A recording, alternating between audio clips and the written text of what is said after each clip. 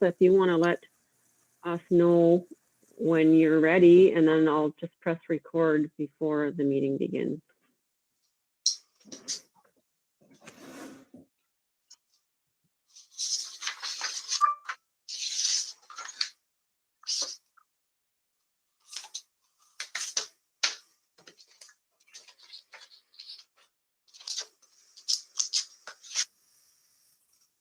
Okay, great. This conference will now be recorded. Okay, if I can get a mover and seconder, council, to open the meeting, please. Peter and John.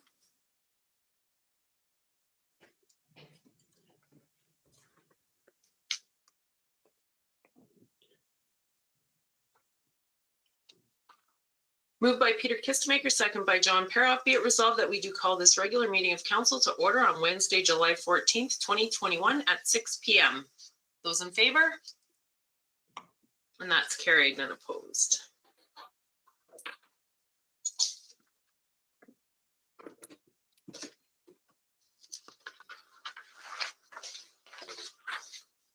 Okay, we did have an amendment to the agenda. Item 16.5 was added. Did council, all of council, see that amendment? Okay, if I can get a mover and a seconder, please. Grego and Belinda.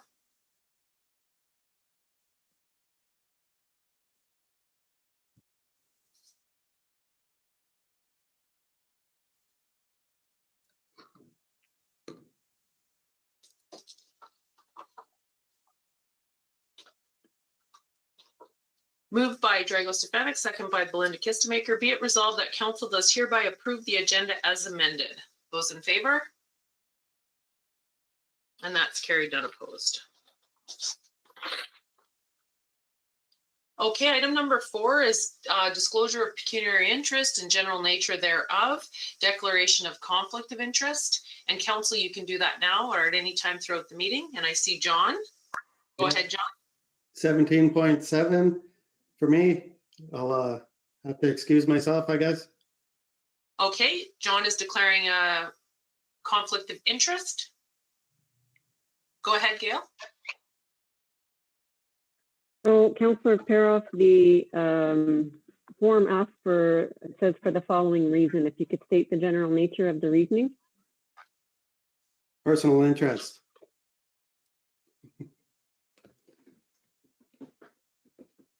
Thank you. Okay, thank you for that. I'm going to note that so I don't forget it. And that was 7, sorry.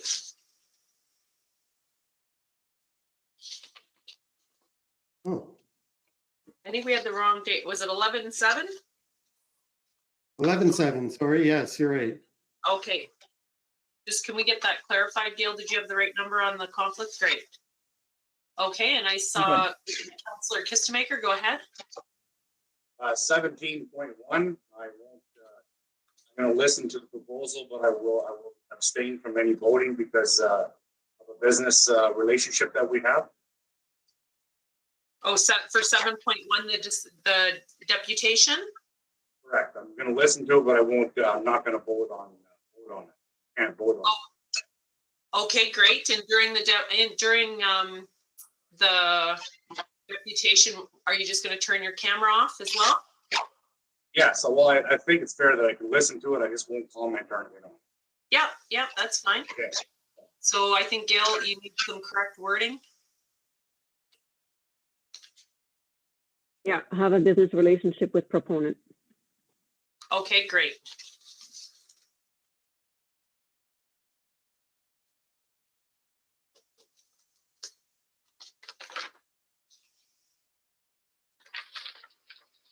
Okay, so we have those conflicts listed. We're moving on to item number 5, adoption of the minutes. If I can get a mover and a seconder from our regular meeting on June the 16th, I have Drago and Peter.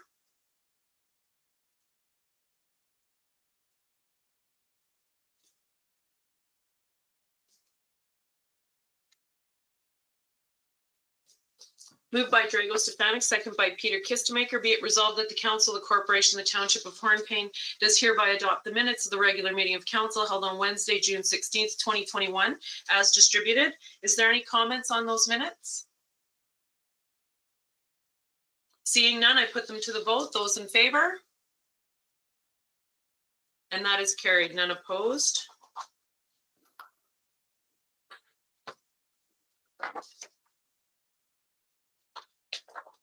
And I need a mover and a seconder for the special meeting on July the 5th. John and Belinda.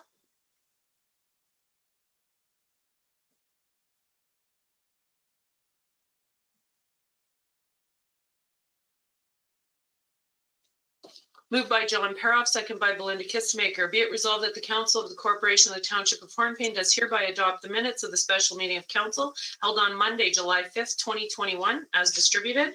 Any comments on the minutes? Seeing none, those in favor? And that is carried, none opposed.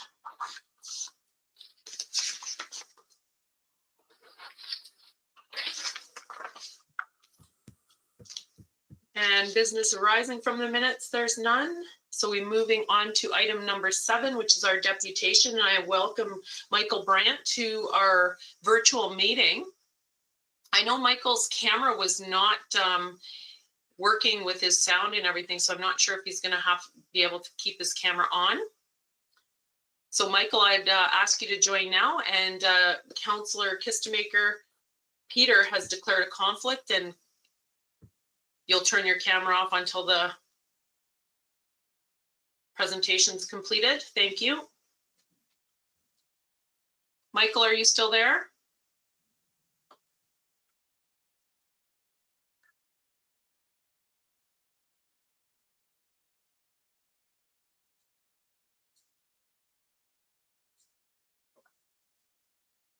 I can see he's still an active participant, so.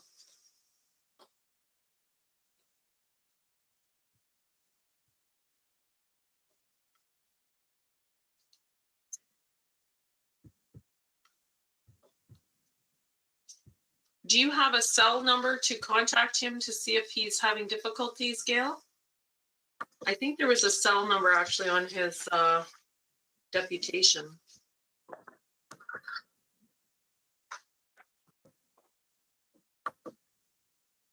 Yeah, I'll try. Hang on.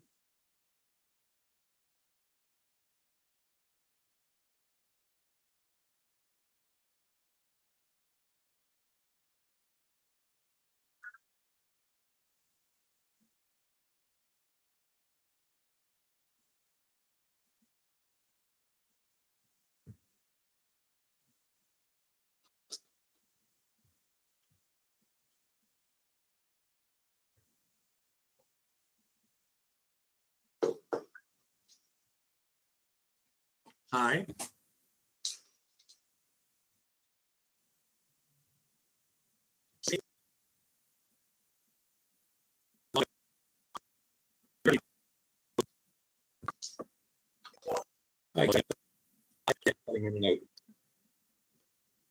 Can you hear Michael speaking? It's very chopped. It's very broken. Yeah, I hear you. Do you want me to call in, Gail? That'd be easier. Okay, I'll just be 2 seconds, okay? Okay, that's fine. We have virtual problems all the time. Part of these meetings.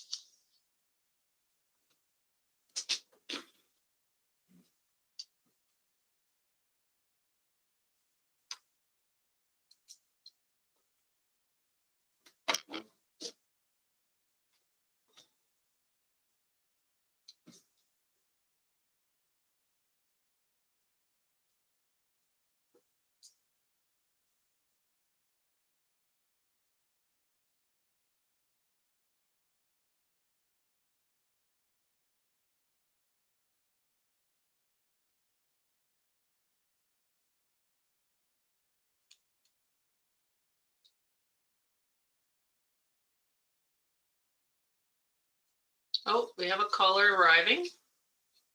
Hello, Hello? Michael, can you hear us? Hi. Hello, Mayor. And Gail and everyone else. Hi, how are you? Hope you're having a good day. Yes, yes, we can hear you loud and clear now. So you're okay to begin. The floor is yours. Great. Well, thank you so much. First of all, I'd like to thank everyone for their support on June 16th to hearing our concept for the proposed rural bus service that would connect White River and Hornepayne into Hearst. And we're quite excited about this. And so is Ontario Northland, because they love the idea of, offering the connected service. And Gail and I began the conversation, I believe it was on July 2nd, and we wanted just to update council and make sure that everyone understands the process. And the process is it's a very unique one, and I'm sure you've all heard of how Greyhound has left Canada. They're no longer offering bus service. So we have 3 different, tiers of support that's out there. The federal government is actually, I believe the amount's $350 million are putting towards helping small to mid-sized communities develop transportation as a grant. The other part, which is important to that, is that through the MTO, they also offer a grant to the municipality, or to your municipality as well. And that can range anywhere from, up to, I think they have $30 million in the budget. And what they do is that they'll help, get something going and support it, along with the third one, which is the gas tax, which goes to municipalities also to support rural bus service. So one of the questions that came up between Gail and I was, making sure that council was clear that we would through the city be applying for these typical grants with our assistance, and we would end up being the contractor that would, fulfill the buses, because we're buying the buses and, doing all the other, work that's, part of that. And and this is how other municipalities, work in Ontario as well. These grants are only to municipalities, and they're not to private contractors like ourselves. So I just wanted to sort of review that with everybody, and if you have any questions, I can answer that for you. So is that the complete presentation so far? And then you're open to questions? Is that correct, Michael? Yeah, it's basically, I think our first, on the 16th when we presented it, we really covered everything. This is just a minor point that came up between Gail and myself, and she wanted to make sure that, everybody was completely in tune with the, the way this would work. And I think that nothing like shooting right from the hip on it. Okay, so I just want to add for clarity. So the municipality would create a community bus transportation system, and then we'd contract that out, and Matrix would be the contractor of that. That's right. Okay. But in the process of it, just so you're clear, our consultant would work with, with Gail Pop, certainly for the grants, and help, bring that along, almost, in a supportive role. And that way we can get this launched by doing it together. And the grants are on an annual basis, which are, like, for example, right now for, you have in the municipalities I'm live in, they got a $3 million one from the MTO. So it just depends what they want to do and how much money they'll attribute to it. And we would work together to develop this, right to, the entire program. So you're in fact then developing your own municipal transit program. Okay. Just a question too, if I'm going to open the floor to council right after this question, is what are the sizable amounts of these grants? Was there a budget done? I'm kind of leery of just saying yes to something when I don't see exactly if we're going to be creating a transportation arm. Yeah. Yeah. So what will happen is that through the development of the memorandum of understanding that we discussed on the 16th, is that basically we would, just start the whole process.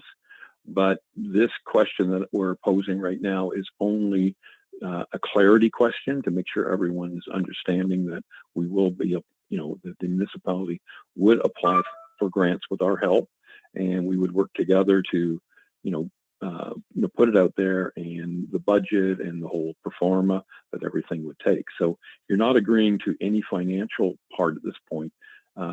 We still have to sit and go through the whole memorandum of understanding and what the budgets would be, how much we're going to ask for, and all those good things. So we won't have that information until we really begin the whole review for council. Okay. I'm going to open the floor up for discussion to council. One question I just posed to Gail for council to keep in mind is, what is our limit where we hire just a single contractor? Sorry, Michael, I'm posing that to Gail from the municipality to show fairness and due diligence. There's a limit that we can't just award a contract, even if you had helped us with the MOU, that we can't just award a contract. We have to put that contract up for tender. And there's an actual amount. So off the top of my head, without looking at it, I'm thinking it's between $50,000 and $100,000. It's certainly anything over 100 for sure, but I'm thinking it's between 50 and 100, and we would have to RFP out to at least 3 proponents. Okay. I'm going to open up the floor to council for questions.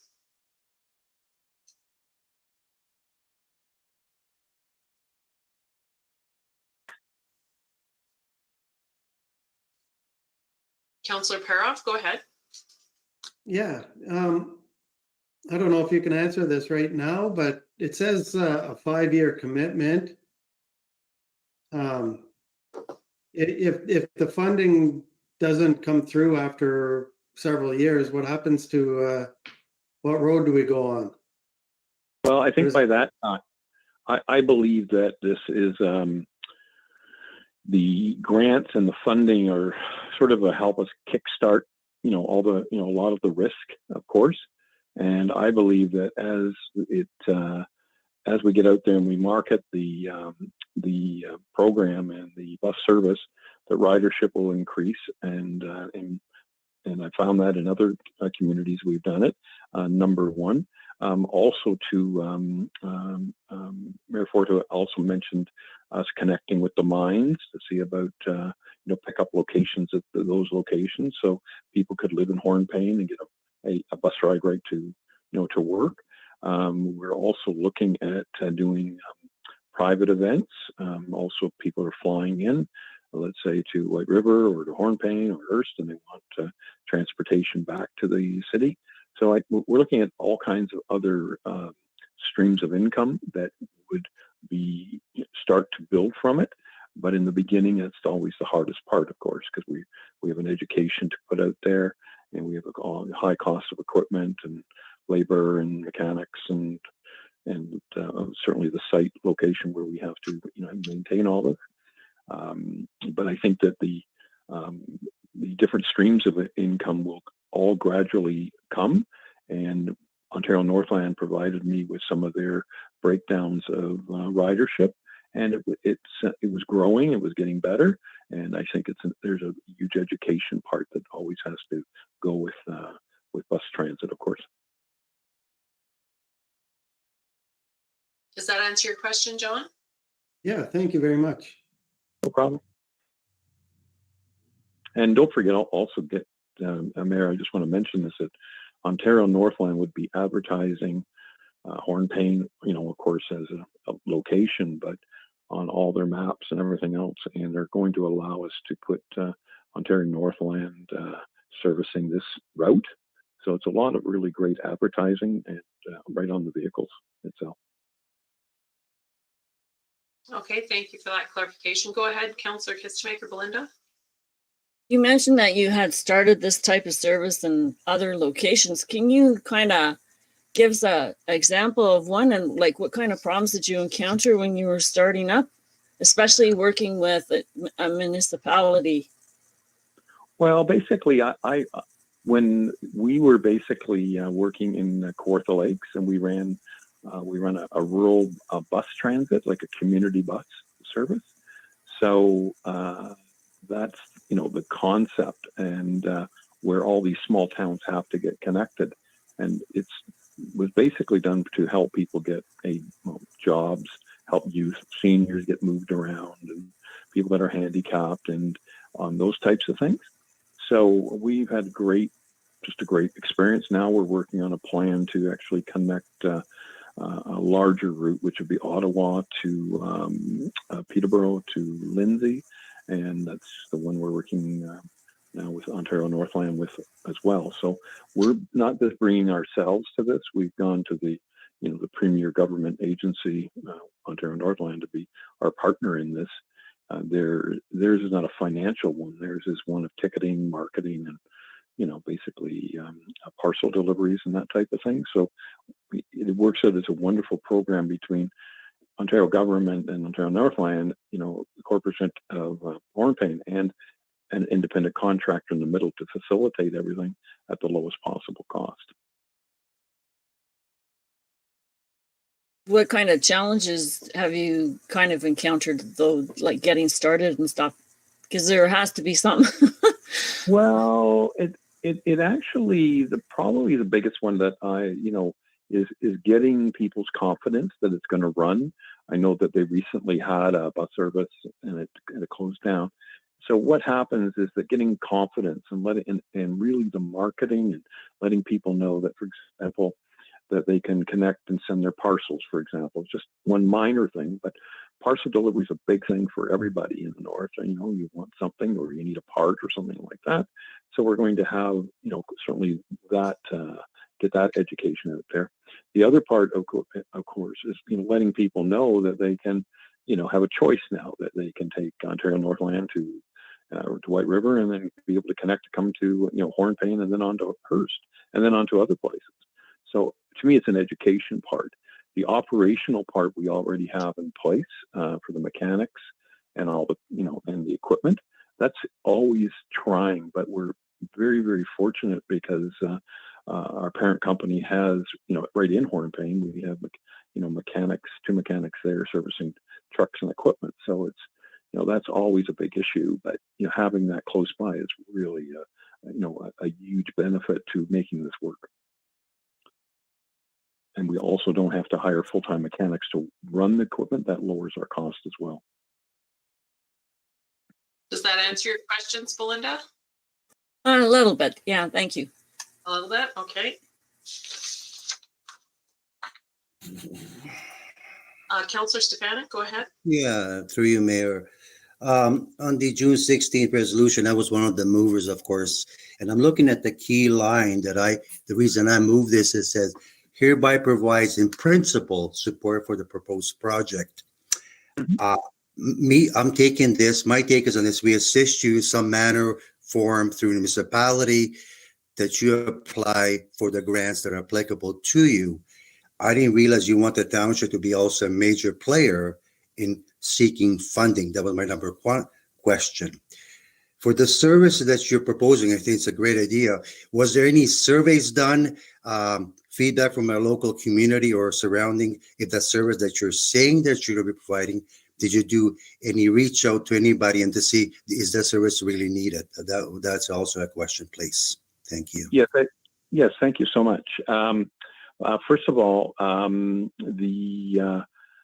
the funding we're talking about is not coming out of the municipality's coffers or from your budget. This is strictly a separate grants that are facilitated through the municipality to bring rural transportation together. Now there may be other soft costs to the municipality that we'd have to look at as well, as we get this thing organized properly.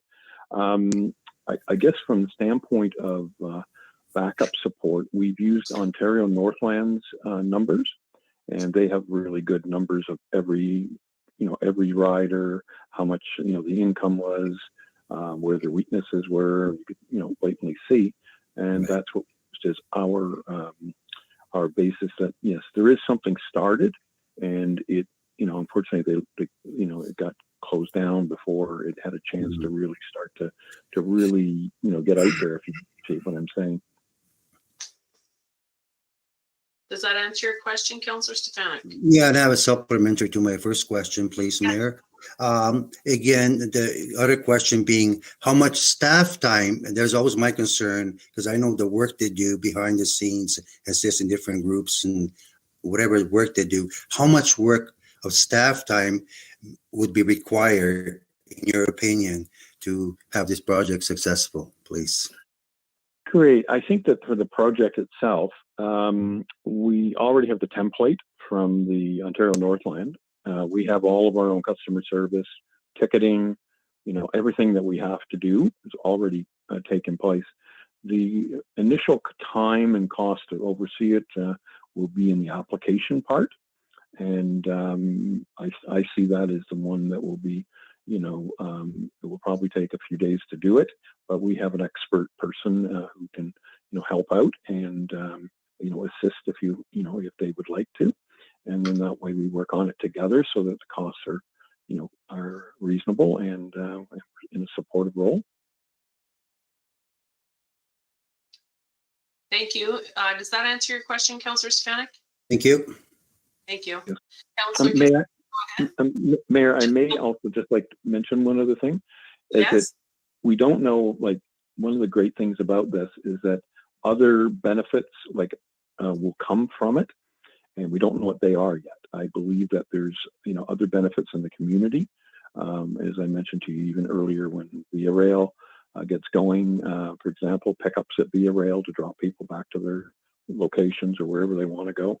These are other things that we're looking at as well. And I know it's a small community, but transportation's transportation when you're lugging luggage or things that you have to take. And we think that there could be a niche opportunity there that VIA is going to support as well. Okay, thank you for that. Councillor Kistemaker, go ahead.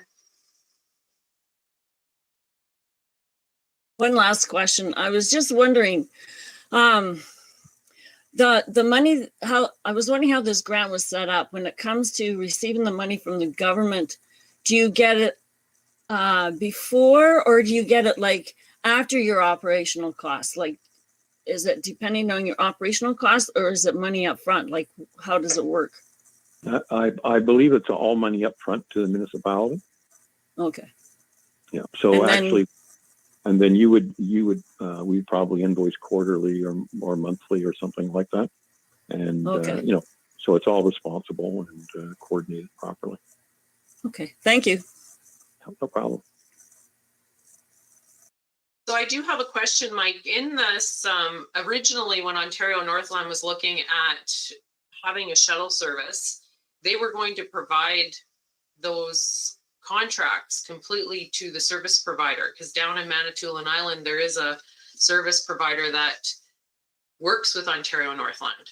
So in this process, that portion would not necessarily be covered by the township's amount. Well, ours is strictly independent of Ontario Northland. They're just providing a service to do the ticketing. They're not a partner. They're not involved with the company at all. Okay.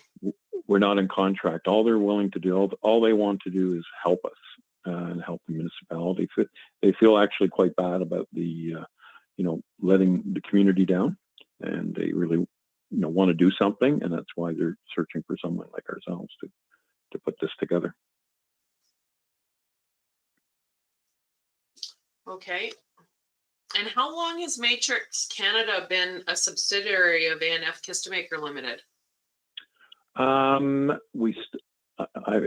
would like to say that within it's been in the development stage for about a year and a half, just so you understand. And so we organized this proposal when we finally ratified everything, and which happened, I guess, about 3 months ago. So, and that's when I came aboard. Okay, so to follow up then, so the bus service that was being provided in Kawartha Lakes, that community bus service, that's been longer than this. Oh yeah, but it's been operating for 10 years, like 7 years. Right. So did Kawartha Lake, the communities in Kawartha Lakes get together and make their transportation company and then contract out, and you responded to a contract? No, ours was done independently here because they had used all their grant money. They didn't want to do rural transportation. And so what happened, we did it independently and made it work. Okay, so you're not in any grant situations with the municipalities in Kawartha Lakes? No, not yet. Okay. Now that may change now with the Ottawa Peterborough run and Lindsay run through Ontario Northland. Okay, so I thank you for your presentation. Council, we will need to have a further discussion as council. Sure. Our first initial resolution, I would like to reiterate what Councillor Stefanik had said, was that I don't think the township, and I'll get consensus from our council, that we were going to create a transportation arm in our community to cover this moving forward. Well, I think that you're not necessarily, I wouldn't say a transportation arm where you're running it. You're facilitating a grant for the community, and the grant is being used, to help, connect these other communities to Hornepayne. So I guess it's the way you want to look at it. I'm not, we're not taking out of taxpayers' money. It's not coming from anything from what you're applying for. It's money that's available to the community to be able to bring rural transportation. And how we put it together is really the corporation of Township of Hornepayne and ourselves as a facilitator to bring it there. And here's a way forward for it. Yes, I get that. It's just that we have set out our goals and what the council is going to move forward with. And what I found is that, although yes, there's not a hard cost, there are the soft costs of and the hard costs of time, staff time. And already we're into our second meeting discussing this, and we were in support of, I think we're totally in support of that we need this, but I'm going to bring it, council will have to have a further discussion, thorough discussion on this, because in the original resolution, the feel was that we were supporting you, and if you could apply for a grant on our behalf, we would allow that, but not us in our capacity. What's being said here is we would have to own it, and we would contract it out to you. Yes, that's the way I perceive it would work. Okay, well that is substantial amount of work on our end that we currently don't have the capacity for. So I'm going to open the floor up to council for discussion. Okay. Yes, go ahead, Councillor Stefanik. Yeah, I agree with you, Mayor. I think we should be talking to staff. I think it's imperative to find out, and I said again, I'm not going to repeat myself many times. I think it's crucial to us to see the time frame that we spent on this particular project. I think it's very important to me as one member of council. Not only the initial phase of assisting to apply, but I'm hearing also quarterly checks to be cut. I mean, there's other financials to be followed through on maybe weekly, monthly basis. I want to talk to the staff to see. Number two thing is, if we're assisting business, say, is sole sourcing acceptable in municipal? That's I'm not clear on that. It's a muddy water, and I follow that close to other municipalities, but I'd like to have that very clear, because I don't want to be down in ninth inning and say, well, you can't do this. I honestly, all the people put all the work and effort, and there'll be hard feelings after. I like to know before we set foot on the ground to see if that's the case, if it's acceptable in the municipal world. Thank you. Thank you for that, Councillor Stefanik. And I also am quite concerned, Council, about John's question about whatever type of agreement we're in, that if a company isn't meeting the targets, are we going to be liable to fall short? And that's those things need to be hashed out. Well, that's why we're starting off with them, like, with basically get through this point of discussion about how the grants work to Gail and I, and then we will lay out with her so council can look at how the whole thing will come together. And so this is, you know, a development process that we're going through. Yeah, I understand that, but at the same time, we don't have enough data to show that it actually is going to work in our community. And right now we do not have the staff capacity to take on the project. I would suggest that a more in-depth proposal with a complete budget and the actual documentation that would follow under and the full example of Kawartha Lakes and how it was established. Because all of those background items, our staff, we just do not have the capacity right now to be doing this. We never said we would go into transportation.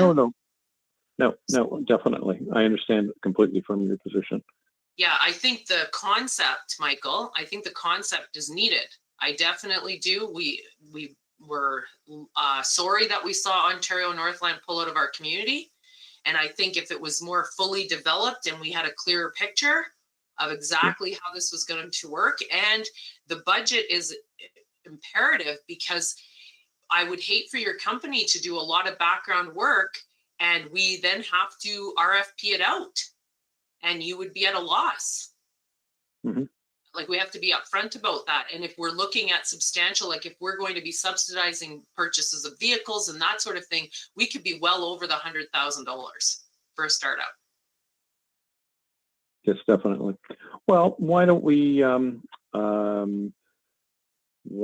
not let us take another look at what else we can supply you in a bit of a business plan, and then we can submit it to you folks to take a look at. Okay, that would be great. And I can assure you that all of council, when we pass the first resolution, in principle, we think this would fly, but really, we said it at the beginning, and now we definitely do not have the staff capacity, and it is not in our strategic plan of our goals of moving our town forward. Although it is, I think it would fly if there was more development on your end and ensuring that your own company doesn't get missed in the RFP process and understanding that process. And we do have a whole bylaw about that. I appreciate that. Okay. Yes, definitely. Okay. All right. Well, that's fine. I think we need to work to these points. Thank you for raising it, and I think that let's tackle it and let's see what we can do to address it, and see how even through your bylaws. I know what it's like, and because I've worked in all over Canada and other places, that sometimes there isn't a lot of people that are providing this type of service, and obviously municipalities need it and the communities need it. So let's see if there's a way that it can happen. So, yes, and I would give it a further suggestion. That's something that we've done and have been doing successfully at the township, is ensuring that all the background documents are there for those applications.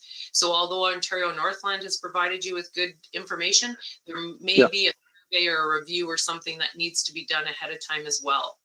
And as the province opens up, I can see into the future this is going to be needed. So there could be some time to do this legwork. Yes, definitely. Okay, well, that's good. Well, I think that this helped move it along to the next level. So thank you all for your time today, and I appreciate your questions, and I hope I answered them adequately enough, and I look forward to our next meeting. Thank you, Michael. Thank you for being with Hornepayne virtually tonight. Stay safe, stay well. All right, same to you. Okay, bye, everyone. Thank you. Bye-bye. Bye-bye. Okay, I'm going to welcome Peter back to our meeting.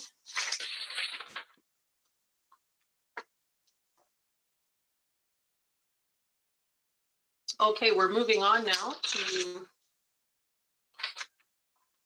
item 8 and 9. There are none, so we're on to item 10, managers reports. If I can get a mover and a seconder to for the resolution, please. Peter and Belinda.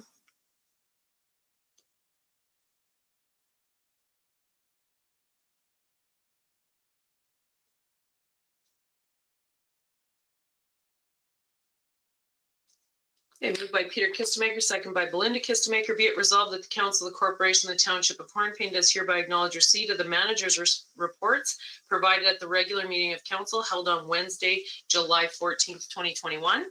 And I open up the floor now to our CAO, Gail Jeremy. Would you like to speak to your report before I open up for questions, Gail? Yes, thank you. I have a couple of things I wanted to add. Just let me have a little gander here too. I think a couple of the things that are in the report follow onto the meeting, so you'll be discussing those in a bit.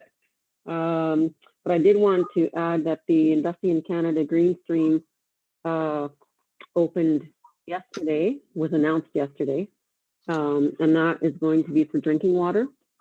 So we'll have to start thinking if we want to apply to that and what we want to apply for. So I've actually reached out to Aqua as well to see what their input might be on that. The application deadline for that is September the 9th, so there's not a lot of time. It's I find it a bit aggravating that they put that application out right in the summer when, you know, many people are taking vacation.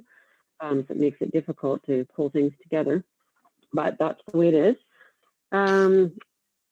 You saw that I wrote about the FedNor. We were hoping to stock the FedNor grant with the NOHSC grant for the ball field, and we were unable to do that. So because we need to have the application for FedNor in for July 22nd, we did the stage 1 application, and in case you want us to continue forward with it, then we're ready for stage 2. So we actually just got notification about 4:15 today that the stage 1 was accepted, and we have been invited to go to stage 2 if we so choose to. I wanted to congratulate Mayor Fort for being appointed to the task force on women in the economy. That you'll see that in the information only. So I think she'll be really effective on that task force. And I also meant to, at the last meeting, I had jotted it down and forgot to say it. I wanted to thank, excuse me, Pat Arnovich and Rob Arnovich for doing the gardens again this year at the park and at the town hall. They did a wonderful job, as always. And also Al Arnovich for repainting and touching up the bears again. He does that pretty much on his own. And I see he was trimming the grass there the other day as well. So I've gone around the other night. I went around and took some pictures, so I'll get around to posting those on Facebook and send letters out and whatnot of thanks. And just again, I have to say that the students are doing, from what I can see, a fantastic job. They're getting lots done. They're quick. They're efficient. They're professional from what I can see, and really happy with what's been accomplished so far this year. So last thing is that I am going on vacation. So I'll be gone, like Friday's my last day this week. So I'm on vacation from the 19th of July till the 10th of August. And Melissa will be, I'm sure any of the managers could help you, but Melissa's the one that's most hands-on at the office. So anything she can't handle or is overloaded with, she can pass on to one of the others as well. Okay, thank you for that, Gail. And I open the floor for questions to Gail, and I do thank you for acknowledging my appointment. It's been really good. I will speak to it later. Councillor Stefanik, go ahead. Yeah, through Mayor, thanks for a very good report, Gail. In your fourth last paragraph, I agree with your recommendation. What to do with 106,742, I agree 100% with those recommendations. I just want to be on record for that. Thank you. Thank you.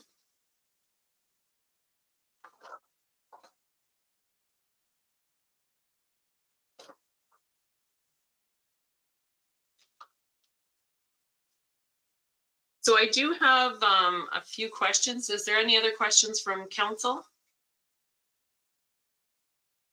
Okay, the one question I do have, Gail, is the FedNor Canada Community Revitalization Stage 1. So that's for the pavilion? Yes, Okay, I'm just trying to get the names right here. no, there's so many out there. Yeah. And then we're applying to NOHFC for the ball field, right? Correct. Okay, and then those are the two that they couldn't stack? Well, you can stack those two grants together, but Stacy and I had a call with both funders at the same time, and we were advised that the baseball field project did not fit the FedNor criteria. So that particular project is not, we can't stack those grants for that particular project. So what we were hoping to do, of course, was to eliminate us having to pay the municipal portion by stacking the grant. But that wasn't to be. Okay, I know we have these coming up ahead of time, so they're not listed. I'm not sure when it would be advisable to speak to them, but I'm going to continue on here as well so that as we go through, we have a discussion. My concern is that with the pavilion, we were getting ahead of ourselves with our community improvement plan. We haven't gone for consultation to the public yet on what they want. And I understand that last year those were 100% funds that we applied for and that we received. So my concerns when I was reading this is that when would the funds be available if we're approved for that second stage of the Pavilion Park? And how are we going to manage that? When is it and how would we manage it? So it would take place next year. Next year? Yeah. And I think correct me if I'm wrong, Stacy, for the FedNor funds? Yeah, so it'd have to be done by December 2022. Yeah, okay, thanks. And some of the things that we applied for were the overruns from the first pavilion grant that came out.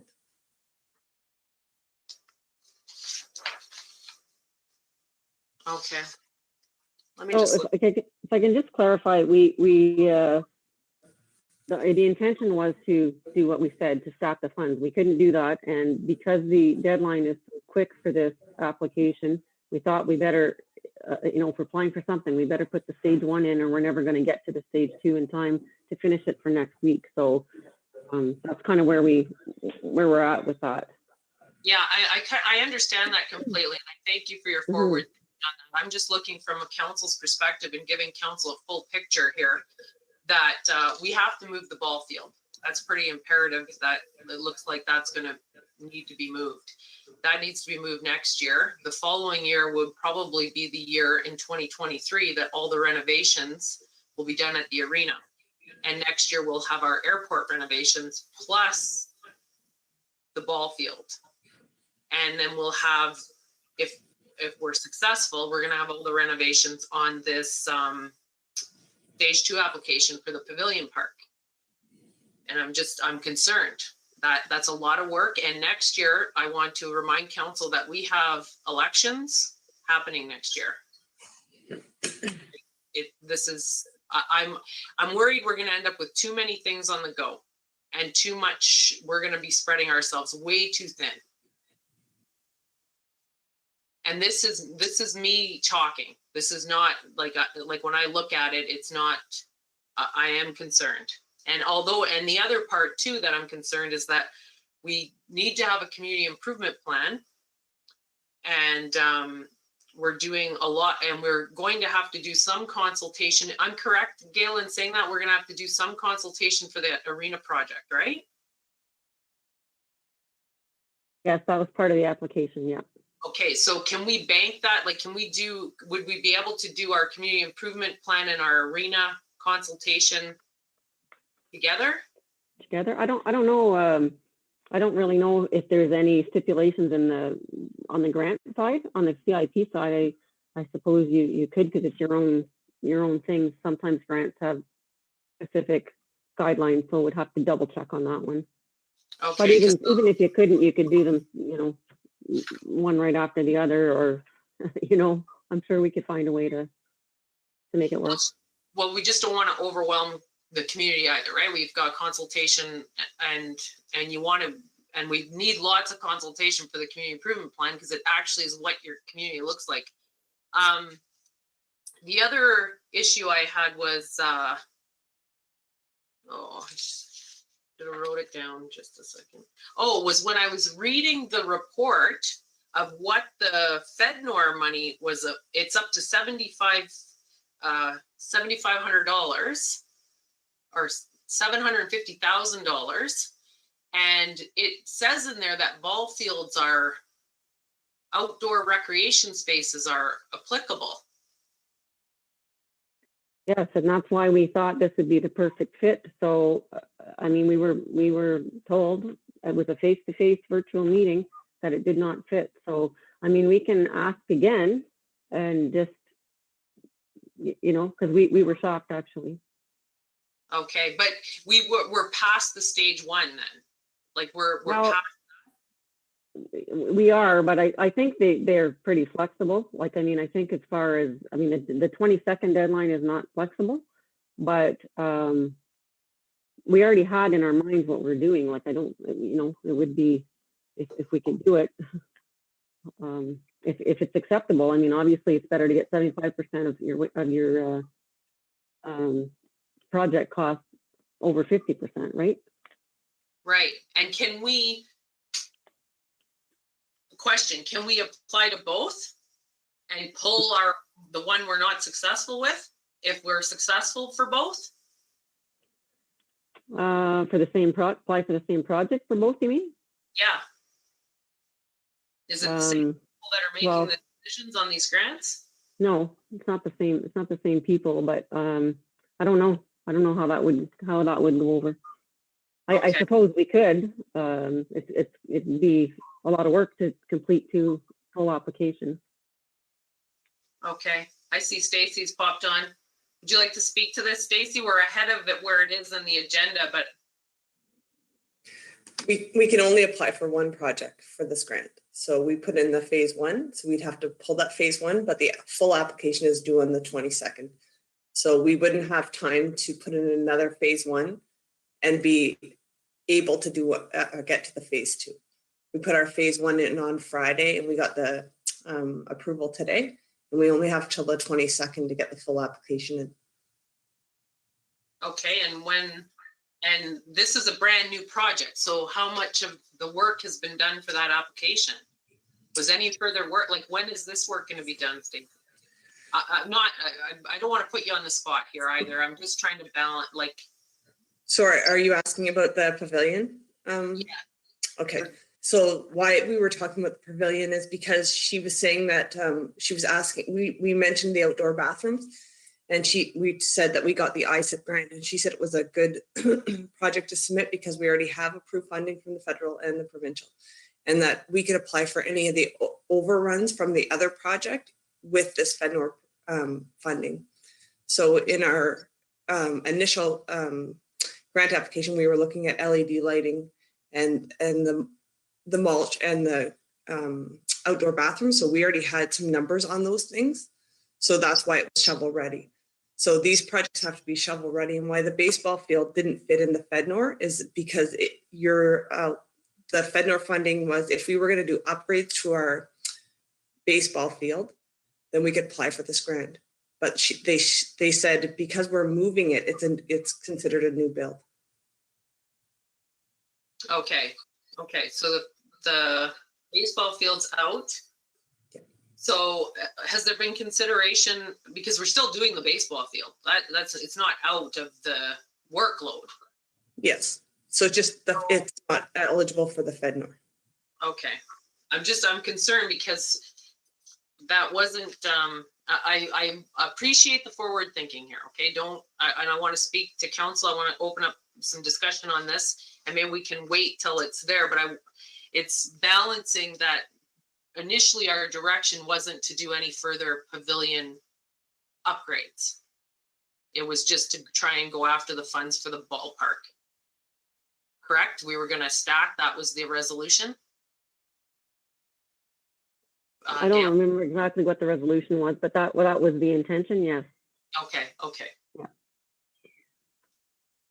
Okay, I open up the floor now for any further questions on this topic that we're discussing right now. Go ahead, Councillor Stefanik. Yeah, through the mayor, I agree with the staff, with the process they're doing. I agree with the path they have taken, and I thank them for their extra effort. 75% doesn't come often, and I thank you for their efforts. Let's move forward. Yes, we'll get people input, everything else, but 75% versus 50% on a major project, that's a major saving for our taxpayers, and I'm all for that. Thank you. Okay, I thank you for that, Councillor Stefanik. Go ahead. Councillor Kistemaker-Belinda, go ahead. When you're talking about having the figures and all that ready to go forward onto something else, you already have done the homework.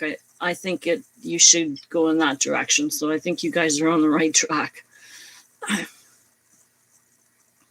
Okay, thank you for that, Belinda. Any further comments from council? Okay, I'm going to wrap up the comments that we're going to carry on, but I just want to make my comment is that we are moving away from our strategic plan. We didn't plan this, and I do think it's going to be overloading our staff next year and this year, and something will be moved. Something is going to pay for this. I just want to be clear about that because we already had a very rigorous strategic plan that we put out, and we only have right now, as of this meeting, we'll be looking into the nomination period closing next year for council. So for the new council that will be coming in. So we'll move, if there's any other further questions on Gail's report.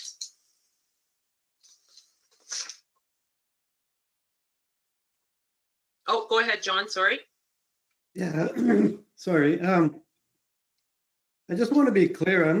When you talk about the pavilion, does that mean the water park and the whole park that we had looked at before? Not a water park. No, it's not including a water park right now. It's including upgrades, a washroom. Sorry, we'll come to it. Sorry, go Okay, ahead. go ahead. Yeah, I was just going to say washrooms and a washroom, like a double washroom and mulch for the walkway, a toddler area, and oh God, now I can't remember myself. There were three. Oh, some landscaping to finish some landscaping that we, because the cap on the grant that we got for the $100,000 couldn't fit. We couldn't fit those little extras, or not little extras, but those extras into the grant. So we just weren't going to do them until we could, whatever, afford them another time or whatnot. So it's not going as far as water park or anything at this point in time. Oh, okay. Councilor Paroff, does that answer your question? Follow it up. Yeah, follow it up. Sort of. But to move the ballpark, the baseball field, that has to be done pretty much prior to construction of the hotel, right? Mm-hmm. And that's a part of the picture. That was a part of the picture in the original. That's been there for a while. And so we've dedicated our time and commitment to moving that ball field before we ever committed to building washrooms and all that other stuff. So I would think that would be the one to follow through, would be making sure that ball field gets moved successfully. Yeah, just to clarify, John, this grant won't hinder in the sense that the ball field, it's its own separate, it's the staff time and resources that we're going to be looking at next year. Oh, sorry. Okay, thank you. No, it's a good point. What you're saying is, yeah, it's just, I don't want you to think that this grant is going to take away from the NOHFC grant. They're completely separate. They can't be banked together. But yeah, Okay, sorry, I just was confused on the whole situation, but it's good now. yeah. Thank you. The other point that I just want to say as well is that we haven't looked at maintenance costs. We haven't looked at liability insurance for washrooms that are going to be there. We haven't looked at, like, if we continue with the granting process, Gail, can we pull it if we find that it's not working with our municipality? Like, once you go so far, is there a point where it's no return? You can, but I don't think it would look good on us for Okay. other future applications. So I would just prefer not to do it at all if, you know, if there's a consideration that we might not go through with it. I really don't think that would look good. Okay, it's just those are all different considerations. I don't know what would it add to maintenance, cleanliness, cleaning washrooms. I'm not sure now with new COVID protocols. I'm not sure what all that's going to look like. Has any of that been considered, Gail? I know we were talking about getting some sort of ground cover that doesn't need a lot of maintenance.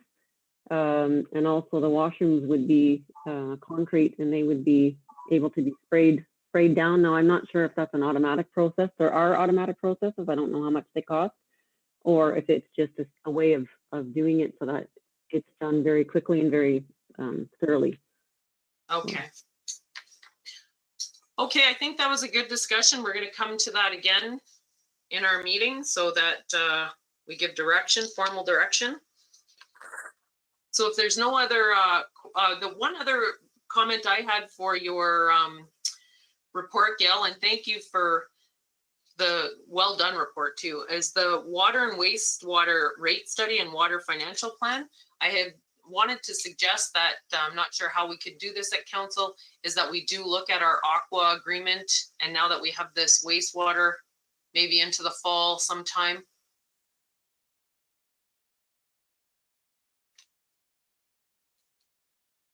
Just for council's sake, we haven't ever looked at our aqua agreement since we've been on council. It wasn't really a pressing issue, but before we wrap up this year of council, we should be looking at that. So I have no other further comments. So we'll move on then to the client service manager treasurer.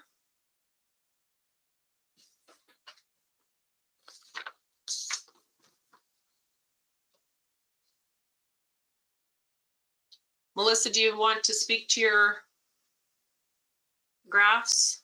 And I didn't have, maybe I'm missing a paper. There was no paper with it, or written, sorry. Oh, you're on mute. Welcome.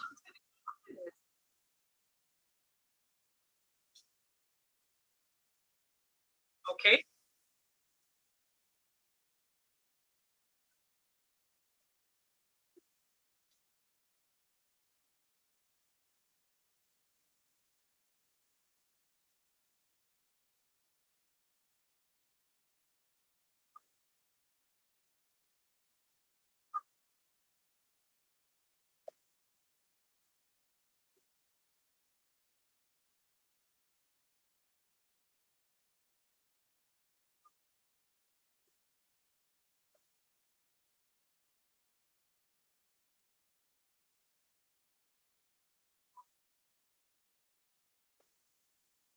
Okay, quite a bit of shuffling of papers. I'm not sure what is going on there. Is that me?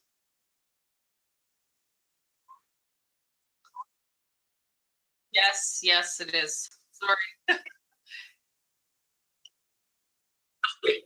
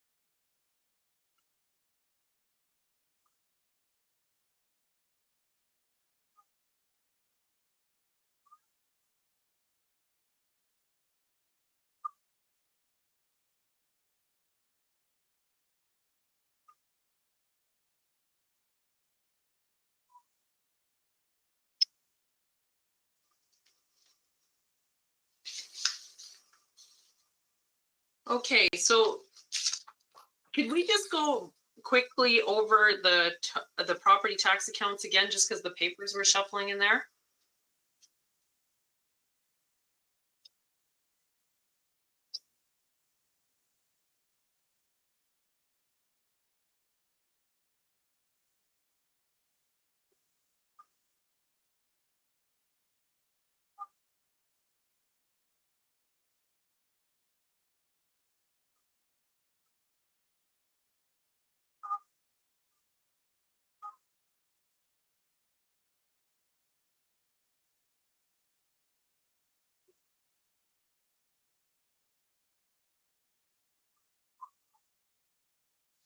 Okay. I open the floor up for questions for the treasurer or client service manager. Go ahead, Councillor Spanik. Yeah, through you, just a simple request from the treasurer. May I have 2 copies, hard copies in my file tomorrow of that, please? I prefer hard copy, and then I could make my notes. I have found it very challenging to try to enlarge it, but I'd like to have a couple copies, please. And thank you. Thank you for that, Councillor Spanik.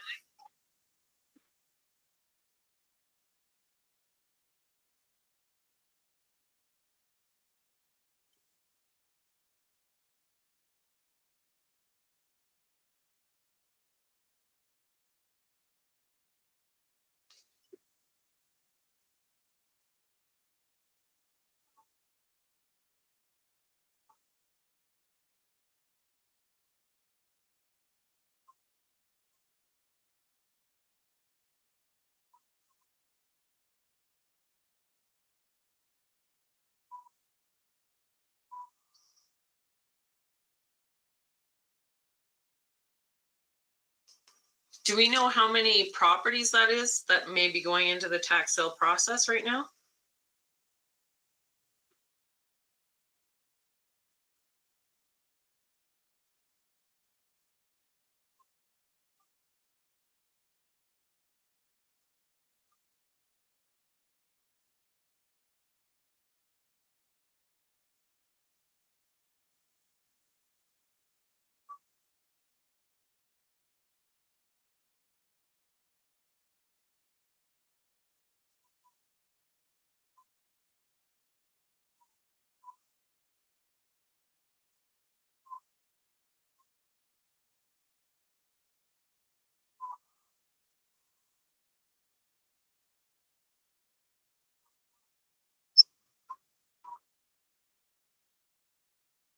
Okay, okay.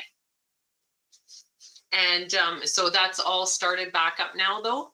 The COVID restrictions have allowed it can start now? Okay, okay. Any other further questions from council? Councillor Paroff? I'm just a little confused. I don't have the background information on this, but what is it that you're trying to demonstrate with these beautiful graphs?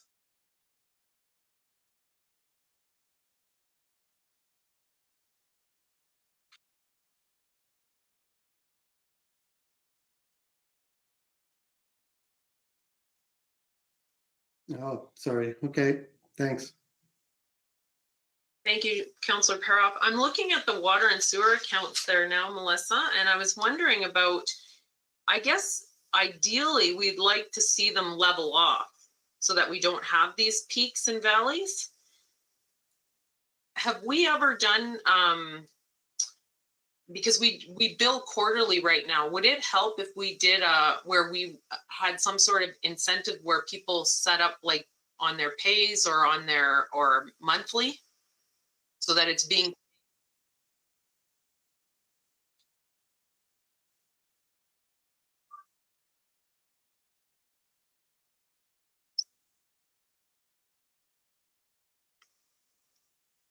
Okay.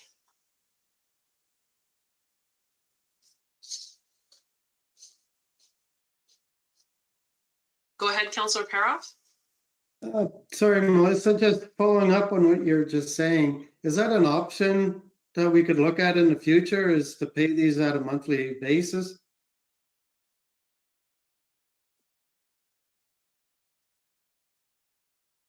Yeah.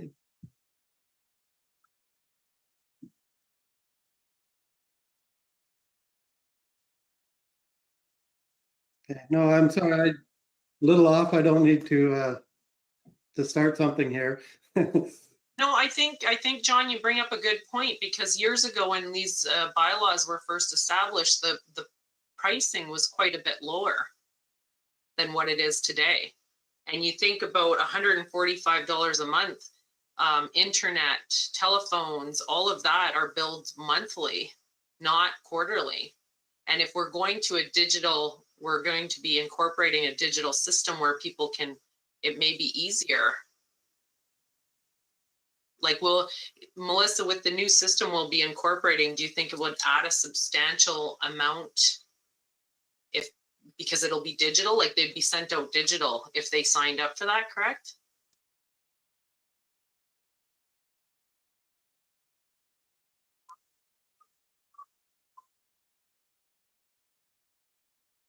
Okay.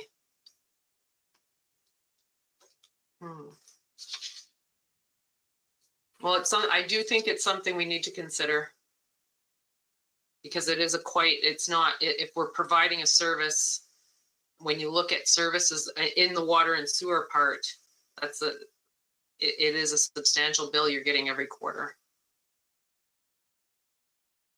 But was there anything else that you noticed from your graphs that you would like to point out when you, had you done this before for yourself, Melissa?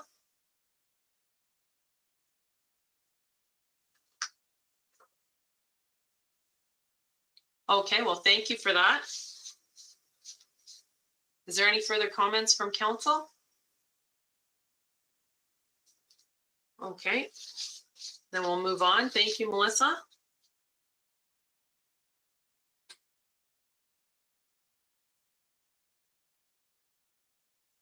We're moving on to the Public Works Manager's report. Dwayne, would you like to speak to your report before I open the floor to questions? I'd just like to add a couple of things. The Fifth Avenue crossing will be shut down tomorrow. CN's beginning at 7 a.m. to take that crossing out. It'll be shut down from the 15th to the 20th. The second thing is the calcium has been applied to Becker Road. It was done yesterday. And the third thing is the pavilion's about half done. Everything else is on ladders. The students aren't trained to be up in the ladders.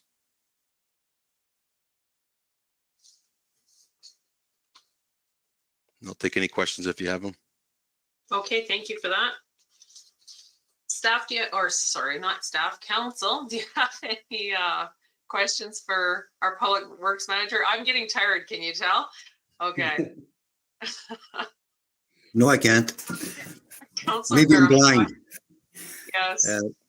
Through your mayor to Dwayne, the street sweeper, that's the first time you had mechanical problems, this ongoing issues with the street sweeper, please, Dwayne? Thank you. She's an older machine and she's got some issues. This is right now, it's a major hose blown inside and it's very difficult to get to. So I'm going to actually pass it off to Hornepayne Service Center to finish the repair for me. So they're taking it on Monday morning or Monday afternoon, sorry. And if I do the follow-up, Mayor, to Dwayne, please. So you see in the near future, I just want to hear from you. It's an older machine, older parts, probably hard to get, I assume. Down the road, maybe a year or two, you're probably looking at another machine. Am I correct in assuming that? I would like to go to something attached to the front of our loaders. I like to focus more on equipment attached to our loaders. You keep your loaders new, everything's an attachment as much as we can. Okay, thank you very much. Thank you for that. Councillor Paroff, go ahead. Yeah, I just wanted to clarify that the Fifth Avenue crossing will be closed for the 5 days, Correct, fully closed. but the trains will be running, right? Yes, they're going to open the track up after the number one goes out in the morning, apparently, and then shut it down to work on it. Thanks.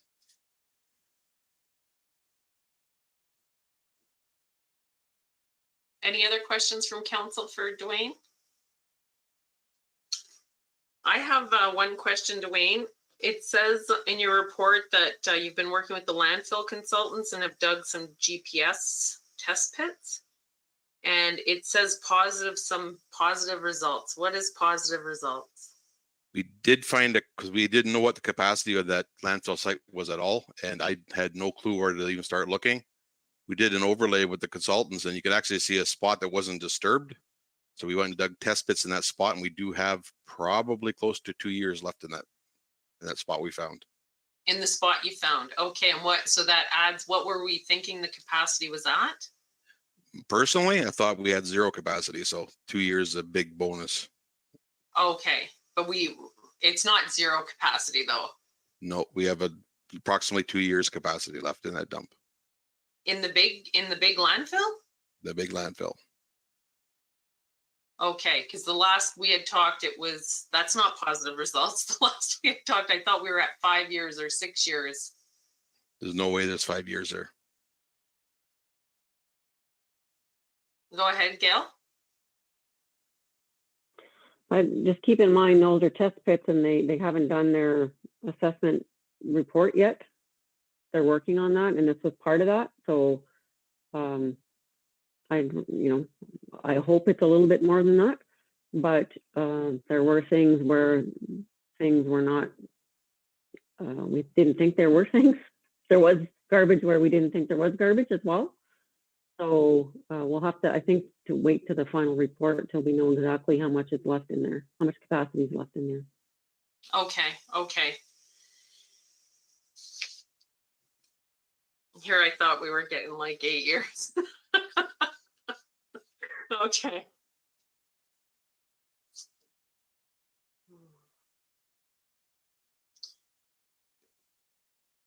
Did signage go out from CN for their crossing being closed, or did we take care of that? Do you know? We posted it ourselves. CN gave it to us and we posted it. Okay. It'll be our road closed signs at the crossings. Okay. I know at our meeting with CN, we did discuss that about communications on CN's part of us doing some of their work for them and trying to figure out what bylaw that would go in so we could build them.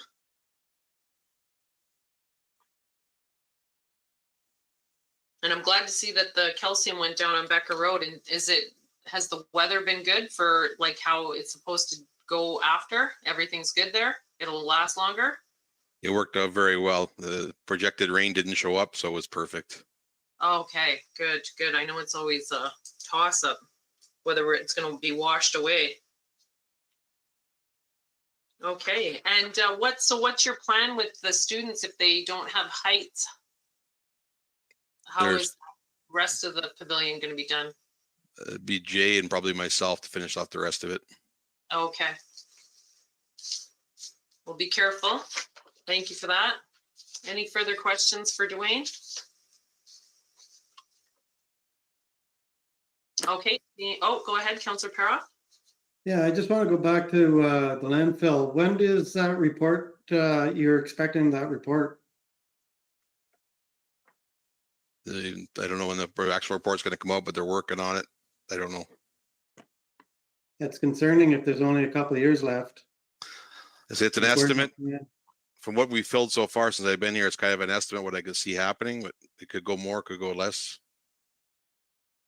Well, especially, I bet you we took in a lot more waste last year, because I've said that about all the shipping that was done online, shipping and boxes and all of the extra garbage that was brought into our community. That you think about, even people do shop outside of our community, but if you go down shopping in the Sioux, usually you're not bringing home all the different remnants or whatever you've shopped. Yeah, so I think there was an increase of online shopping. I can't prove that, but I wonder if Canada Post could. But did we find, do you know, Dwayne, if there seemed to be more garbage being collected last year? Lots of cardboard, that's for sure. Lots of cardboard, okay. Well, then it goes with whatever was in that cardboard, right? Okay, no other further comments for Dwayne? Thank you, Dwayne. Welcome. Okay, and we'll move on to our Economic Development Officer's report. Stacy, would you like to speak to your report before we open up for questions? I'll take any questions. I just wanted to mention that my summer student started on the the July 5th, and she's doing very well so far. Awesome. That's great to hear. Okay, I open up the floor to questions for Stacy.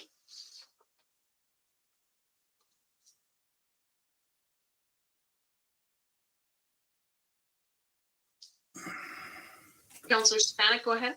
Yeah, thank you, Mayor, through you. I was going to ask the question, what is the main thrust of that job position for summer for the tourism development student? I don't want a job description, but what is the main thrust behind that position, please? So we're starting the groundwork on rebranding the community for the geographic center of Ontario. So we'll be looking at that, and we'll be looking at some of the Center of Ontario trail product development. So just the beginning, the groundwork for those two things. Great, that's awesome. Thank you. Thank you for your question, Councillor Spanek. Any other questions for the Economic Development Officer?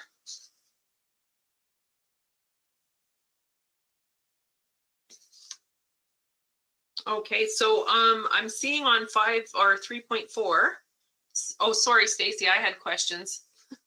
The regional marketing and strategy presentation from RDN. So that's happening next week. The one for the regional, so they are June. that already happened. Okay, so how did that go?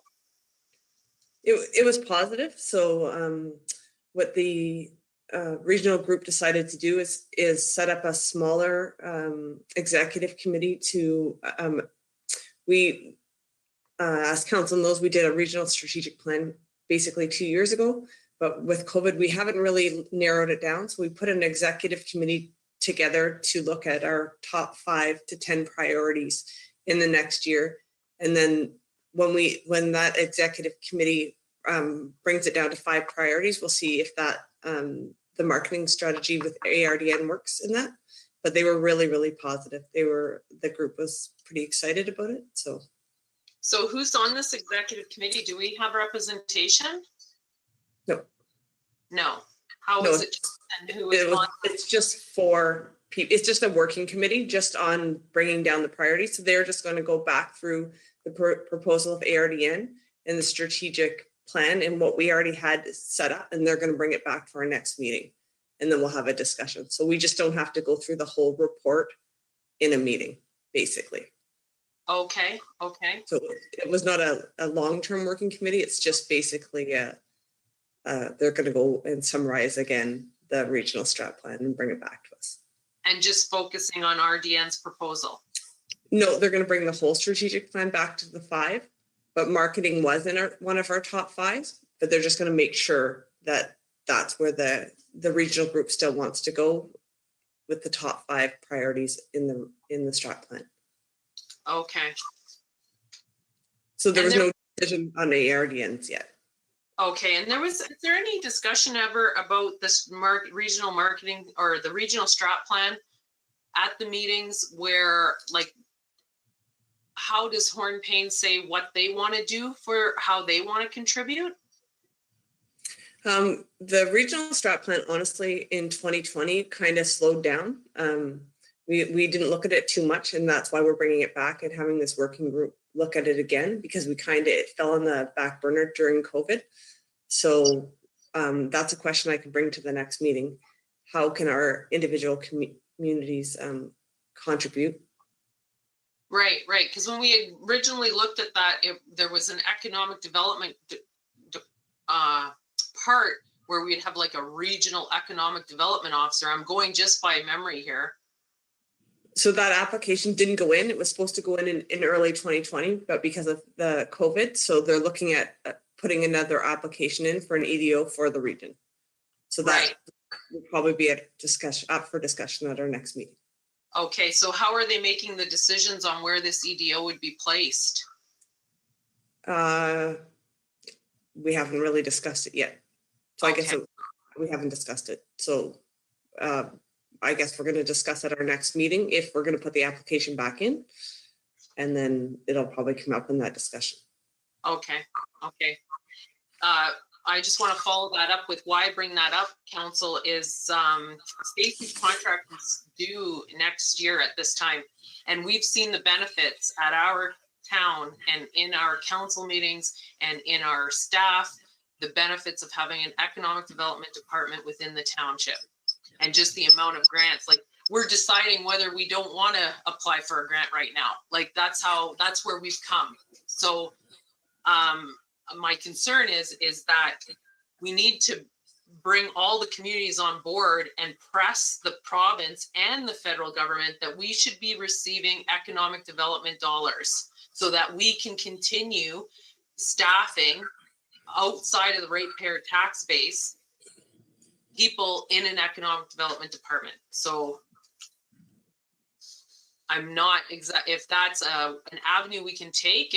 I'm not sure if we could hold that person or that we would be open to that. And or if we want to look at tourism, because that was another area where there was lots of strategic planning was tourism. And I can bring that up at the next meeting because a lot of the communities in this area have the EDOs on contract. So we're probably all done around the same time.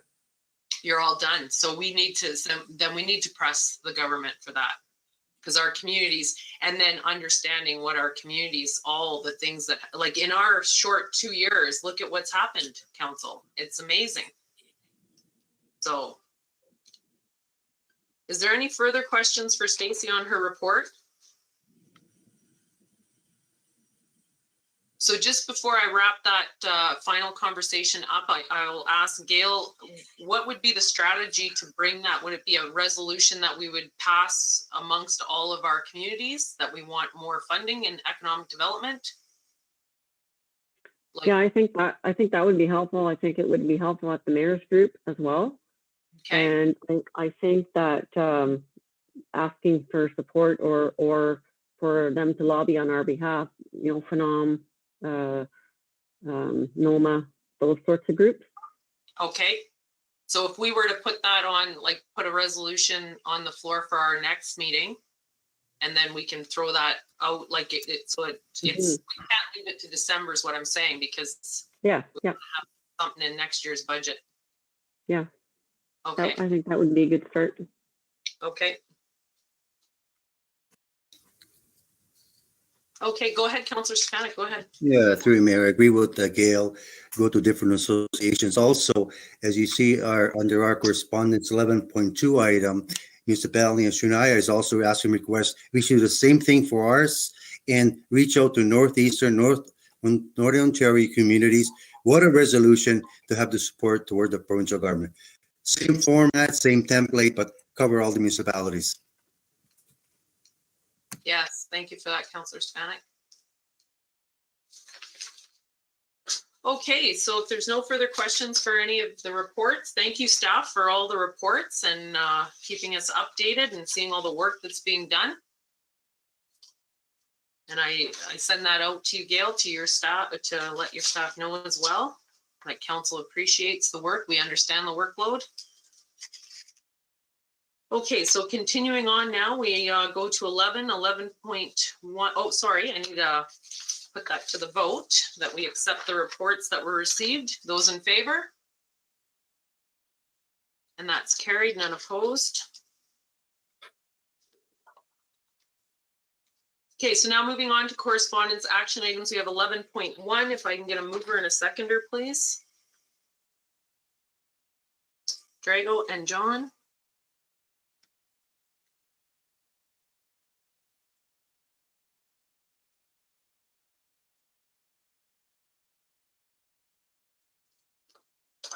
Okay, moved by Drago Stefanik, second by John Peroff. Whereas Rail Safety Week is to be held across Canada from September 20th to 26th, 2021. And whereas it is in the public's interest to raise citizens' awareness of the dangers of ignoring safety warnings at level crossings and trespassing on rail property to reduce avoidable deaths, injuries, and damage caused by incidents involving trains and citizens.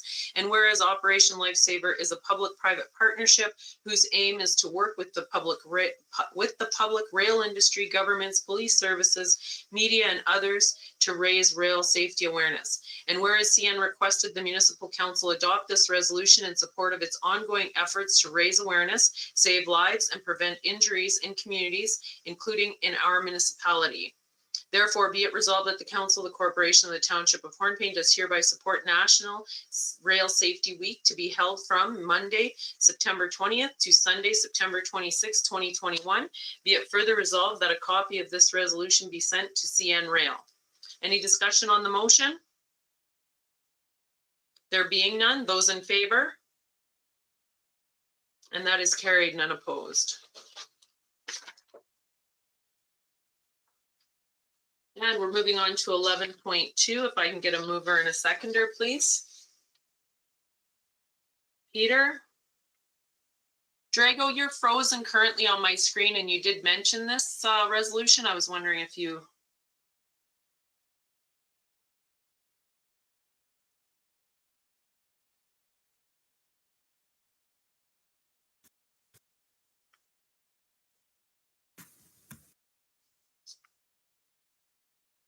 Hello, Drago, did you get frozen on your end as well?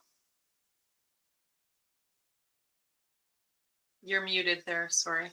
I apologize. Yes, I was frozen, just like the movie. Thank you. Yeah, okay. Well, I was just asking for a mover and a seconder for 11.2, and Peter Kistemaker moved it, and you were frozen, and you did mention this resolution. I was wondering if you wanted to second it. Okay, Councillor Paroff, you're good to second? Okay.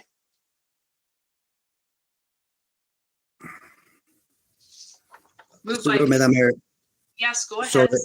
just to supplement, I just used it as an example for what we could do on our behalf when you get support from other people as well. Thanks. Yes, yes, and I saw that you had said that, and then you froze right at the same time, and I was calling, so. Moved by Peter Kistemaker, second by John Paroff. Be it resolved that the Council of the Corporation of the Township of Hornepayne does hereby support the attached resolutions from the Township of McKellar and the Municipality of Shunya regarding tax relief on Canada Emergency Response Benefit (CERB) payments dated May 11th, 2021. Be it further resolved that Council direct staff to forward this resolution to the Honorable Justin Trudeau, Prime Minister of Canada, Chrystia Freeland, Federal Minister of Finance, and Carol Hughes, MP, Algoma, Manitoulin, Kapuskasing for their consideration, with copies to the Township of McKellar and the Municipality of Shunya. Any discussion on the motion?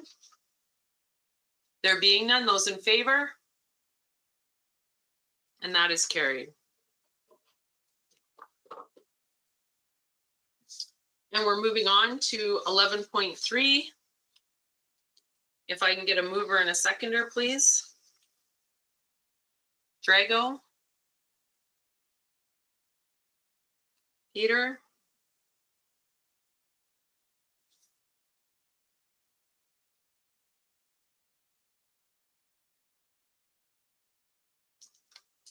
Moved by Drago Stefanik, second by Peter Kistemaker. Be it resolved that the Council of the Corporation of the Township of Hornepayne does hereby authorize the CAO clerk to submit an application for funding to FedNor through the Canada Community Revitalization Fund in the amount of up to $100,000 for the installation of a public washroom, solar LED lighting, and various landscaping elements at the Pavilion Park, and to help cover any cost overruns from the Investing in Canada COVID Relief Stream project that is occurring at the same location.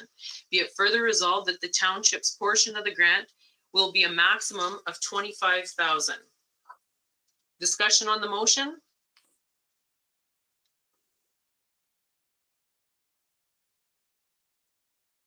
I do have a question. It does say where in the discussion part, it says where our portion will come from.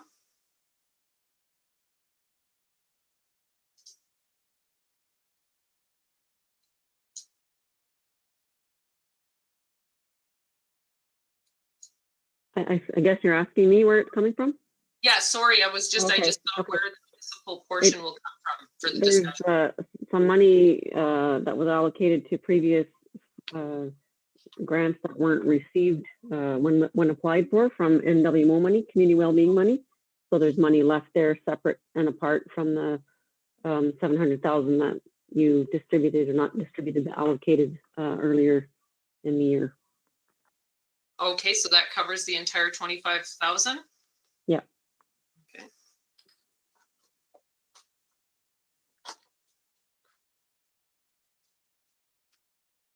Okay, any other further discussion on the motion? Seeing none, I put it to a vote. Those in favor? And that is carried, none opposed.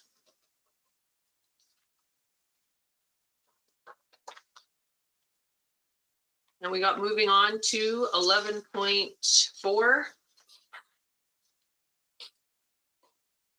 If I can get a mover and a seconder, please.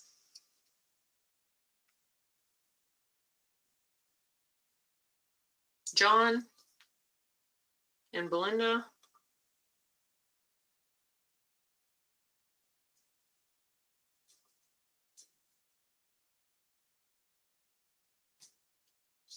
Moved by John Peroff, second by Belinda Kistemaker. Be it resolved that the Council of the Corporation of the Township of Hornepayne does hereby authorize the CAO clerk to submit an application for funding to the Northern Ontario Heritage Fund Corporation, NOHFC, People and Talent Program Workforce Development Stream to hire one Economic Development Special Projects Assistant intern. Be it further resolved that the Township's portion of this grant will be to a maximum of $12,000. Any discussion on the motion? Seeing none, I put it to the vote. Those in favor? And that is carried, none opposed.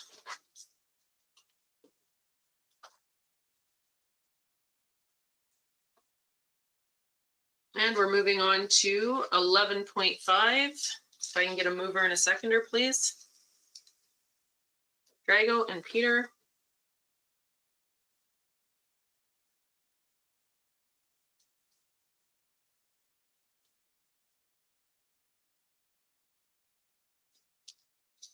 Moved by Drago Stefanik, second by Peter Kistemaker. Whereas the Canadian Parks and Recreation Association, CPRA, officially launched the 2021 iteration of the Green Jobs Initiative, and whereas the CPRA Green Jobs Initiative will provide direct financial support via 50% wage subsidies to local governments, municipalities, Indigenous communities, etc., and other sector organizations to support 700 jobs that focus on green career-related activities. And therefore be it resolved that as a successful applicant to the program in 2019, the Council of Corporation of the Township of Hornepayne does hereby authorize the CAO clerk to submit an application to this new funding opportunity, and be it further resolved that the application deadline is Friday, July 9th, 2021. And I am taking it that the application went in, Gail? Yes, it did. Those in favor? And that is carried, none opposed. Just a comment on that, Gail, is there somewhere in our bylaws where we can authorize that ahead of time when those are time sensitive issues? I don't think we have that, but we have one that it's in the delegation of authority. When the grant doesn't cost the township any money, we can go ahead with those ones. I sometimes put them through anyway, just so that we have a record of it in the minutes. Like, it, you know, like it's nice to be able to track all that stuff. And when we do audits and whatnot, it's easier for the auditors as well. But we don't have anything right now set up that states what you said. No. Okay, but I think we can. It's allowable. There's an allowable limit, just like in purchasing it. Yeah. Yes. I think we should look at something like that, because when we end up with time sensitive things like this, especially if we're looking at summer months like this, it ties the staff's hands. So thank you for being proactive in doing that, Gail. Yep. Okay, we're moving on now to 11.6. We have received correspondence from Mr. George Collins.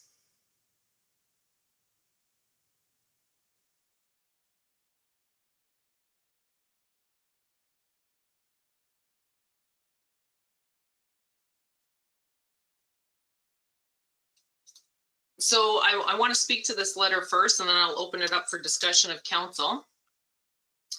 And I'm glad there was some time between the date I received the letter and this council meeting, because I was thoroughly upset with the tone and the severity of accusations against council and staff in our community on what we've done and the work we've done. And although there could be considerable that the other accusations against the corporation listed, that on its own is its own issue. But as the mayor of Hornepayne and all the work that we've done and all the work that I've personally, my time sacrificed, I have to say I was not impressed with receiving this letter. And to subject that we don't look at our core values, I beg to differ. I look at them all the time and wonder, am I doing what we said we were set out to do? And I reiterate just even what I said today about funding, even money, and looking at what we set out in our strategic plan, that I don't take it lightly. It wasn't a document to be put on the shelf. And I would encourage any community member that would watch this council meeting in the future, when your council is doing a strategic plan, please take the time at that time to provide your consultation.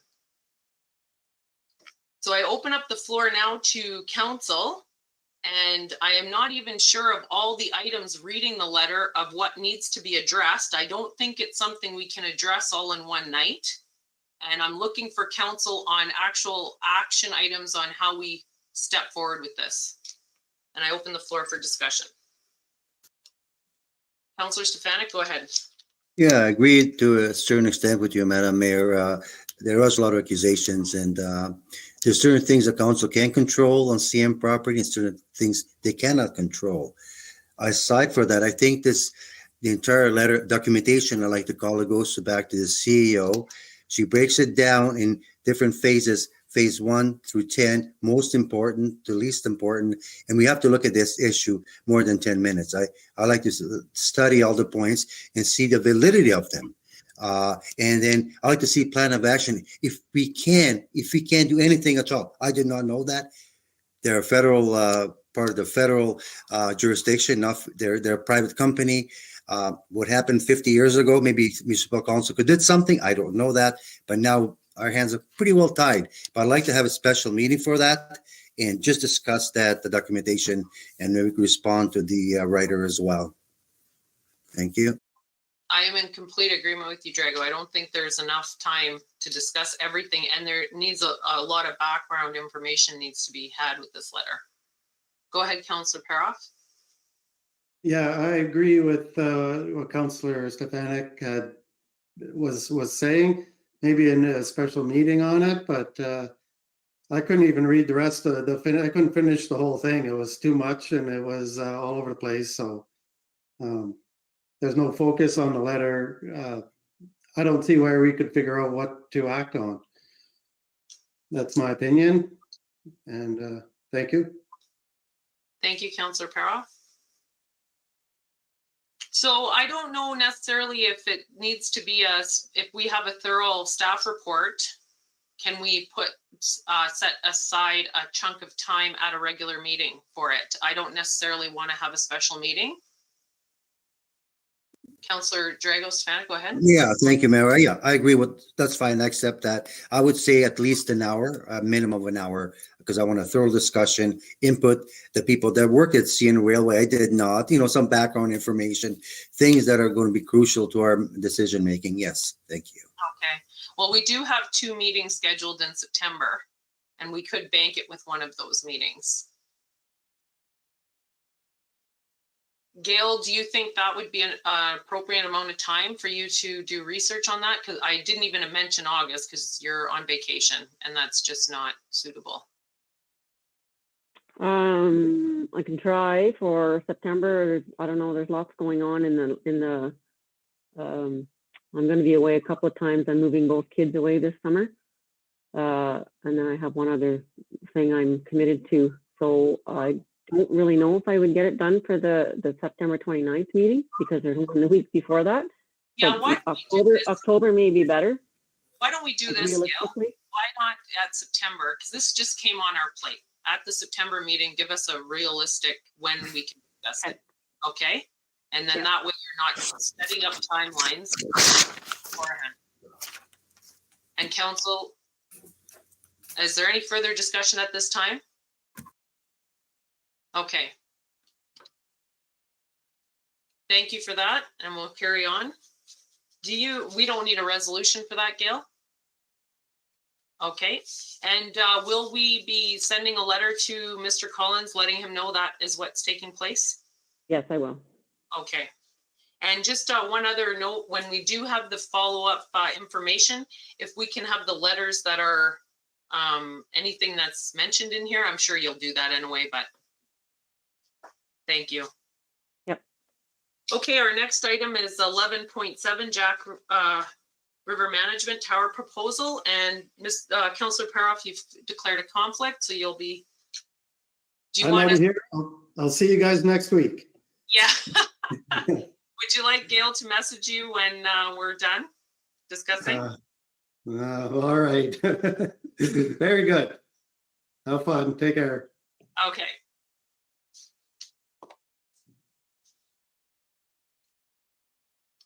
Okay, so Gail, would you like to speak to this? Sure. So I received a phone call from FlyPoint a couple of weeks ago now, looking to rent space on our tower that was at the arena, because they're looking to get more capacity. They're having trouble servicing all the people that want their service in that area of town. And they're looking to put another receiver or antenna or whatever it's called up on the tower. So anyways, I wasn't even really, I've never seen any paperwork or any bills or anything come through on this tower. So kind of investigated that, and he had mentioned, FlyPoint had mentioned that he'd been speaking with Councillor Paroff, not as a councillor, just as John Paroff, because I guess there'd been some goings on back and forth, and John had said Jackfish River used to own it. So anyways, we looked into the background of that, and John actually couldn't find any paperwork, and he contacted Boris Michalewski, a former business partner, and Boris gave him some background information, but John was still unable to find any paperwork on it. So I dug back in. I actually spoke to a couple of the members of the fire department from years and years ago to see what the background was, because from what I understood, it turned out to be Ontario Paper, who had an arrangement with the town when the Hallmark Center closed. Let me back up. The Hallmark Center used to take the dispatch calls for the fire department. And when the new landfill site opened, the township started charging the Hallmark Center for dumping of garbage. So then the Hallmark Center wanted to charge for the dispatch services for the fire department. So I don't know if there was a dispute or what happened, but anyways, it ended up, they made an agreement with Ontario Paper that they could erect the tower at their own expense. And according to the bylaw that I found, which is in your package, there was to be, I think, a $1 rental fee, and then there was supposed to be a split of electricity costs for the tower. I don't know if that was ever done in the beginning. I know the fire department didn't leave their equipment on the tower all that long because they weren't getting the coverage that they required, which is why they moved to the water tower. So certainly since I've been around, I haven't seen any paperwork on anything about that. So that's kind of where we stand. I think it seems to be that it was. I couldn't find a bylaw that repealed the bylaw that's in your package. So I guess really we don't have any ownership papers of, stating that Jackfish River Management owns it, but we don't have any saying that we own it either. So whether that company changed its name all the way through, but it was still retained ownership, I don't know. How do you even track that? But I think I don't know what the order is, but I mean, it was Ontario Paper, and it was CUNO at one point, and it was Abitibi at one point, and whatever else was in there. So I'm not sure what happens with that, if anything. But we're not in a position to rent to Fly Point because it's not our tower. And, you know, does council still want to keep the tower there? Is there, you know, do you want to charge rent for it? Do you want it removed? You know, we are going to have a ball field up there at the back, and it would be nice to develop that little alcove where the tower is into a nice little, you know, seating area. So there's just lots of considerations, and there's not really any firm. For me, we would need some paperwork of some sort, whether it's an affidavit or whether it's an ownership paper, before we can really do much with it.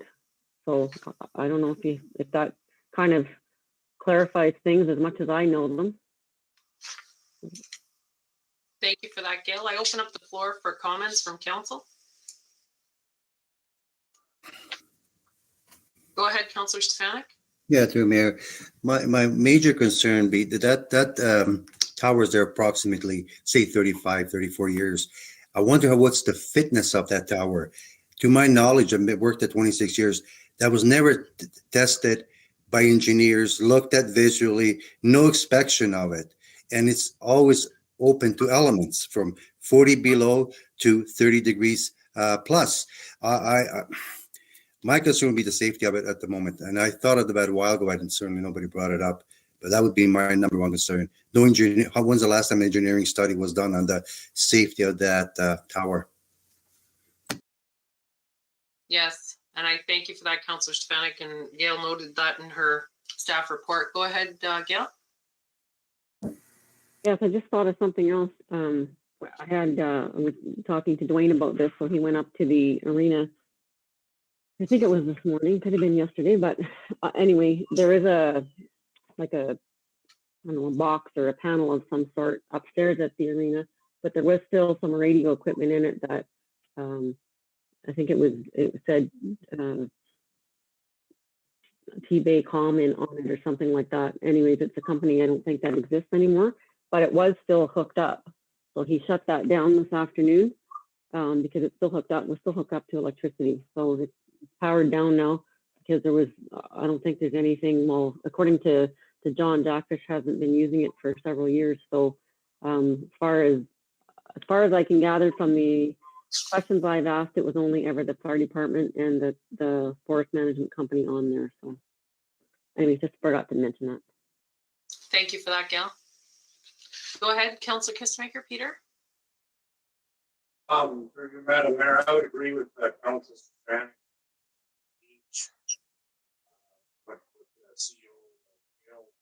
I'm having difficulty hearing you, Peter. Sorry.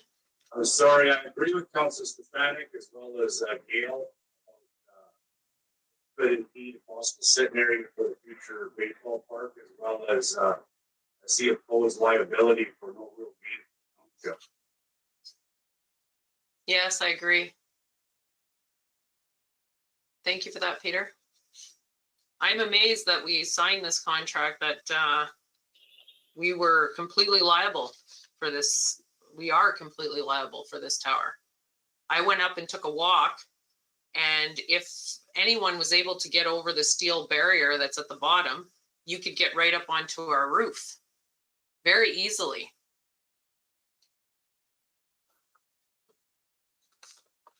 So our question, so the proposal was,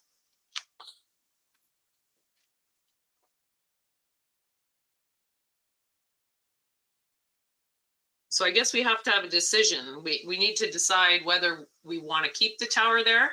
Obviously, it needs to be found out if it's structurally sound. I am not at all in agreement of keeping it there with this agreement that's written there. I don't like holding the liability.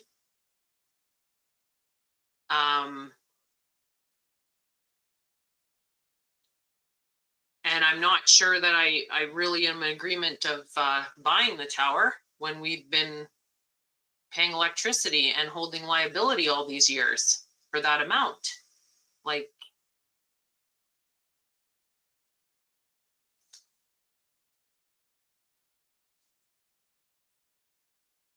and Gail, you said that both the township and Jackfish River Management cannot produce ownership papers of it?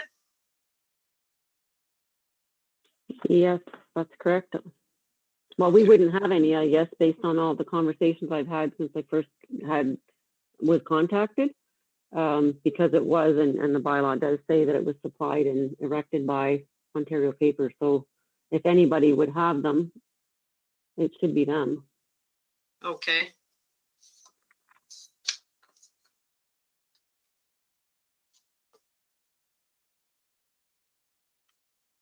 So the first item I'm hearing from council is we need to know if it's structurally sound.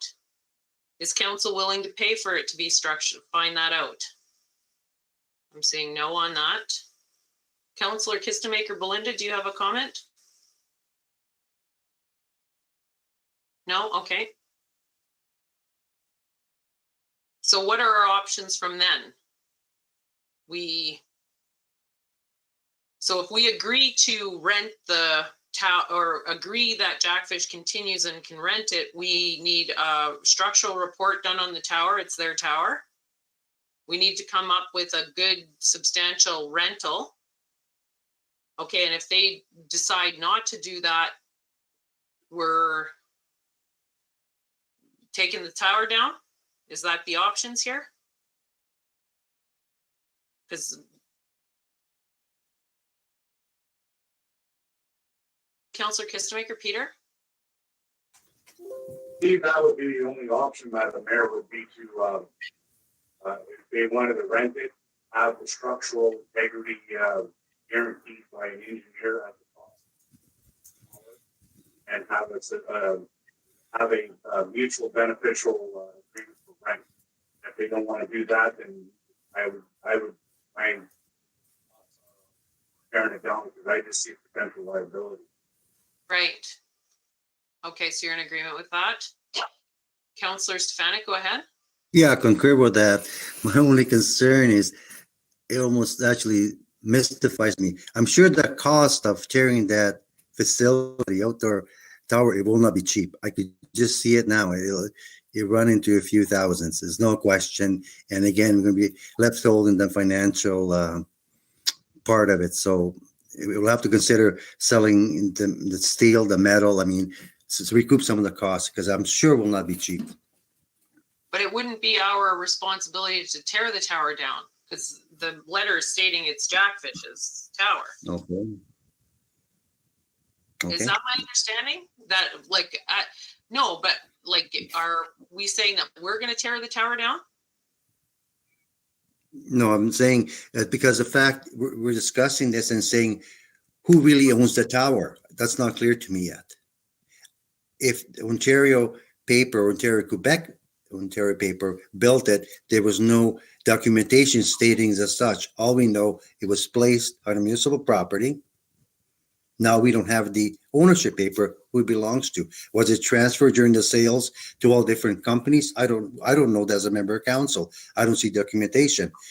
So are we responsible for the demolishing of that? I mean, that was my question. I'm not saying we got to, but I mean, I'm just saying the cost will be pretty expensive, in my opinion. We have to decide who's going to do it. Go ahead, Councillor. Thank you for that, Councillor Stefanik. Go ahead, Councillor Kistemaker Belinda. The SBA, they can't help you on that. You know, we used to have to, I thought we rented one time through GE Electric, Halberstadt Timber Company.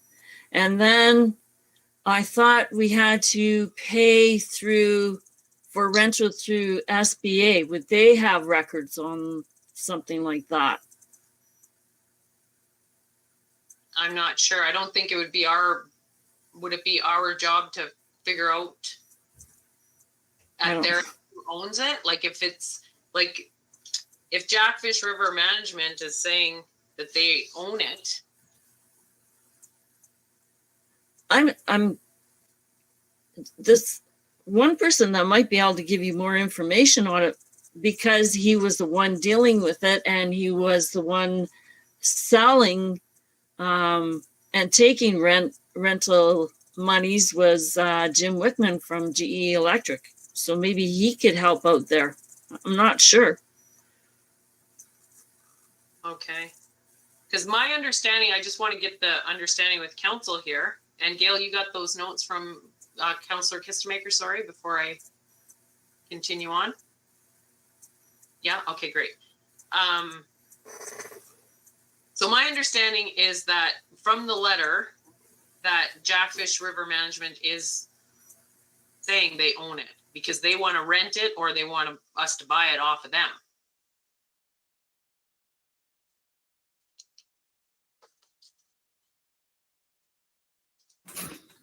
Go ahead, Councillor Stefanik. Yeah, if that's clear to you, okay, I'll respect your comments. My decision is, no, I do not wish to buy it as one member of council. That's my decision. And then we gave a certain timeline to remove the tower. That's my stance, final stance. Yeah, and Drago, If that's the case, I respect that. But this is my stance. I'm not willing to do negotiating no rental of the tower, and then whatever that time frame is given. If it's not ours, if it's theirs, let's remove it. Thank you. Thank you, Councillor Stefanik. And just to clarify, I wasn't disagreeing with you that I think it's, I'm not sure who owns it, but by the way the letter is written, they're saying they own it. So, yeah, I think I'm in agreement with that as well, that I don't want to rent it. It needs we got to find out if it's structurally sound. And if it's structurally sound, is the first question who owns it? Do we actually want documentation proof? Because then it would just revert back to us if there's no documentation, right?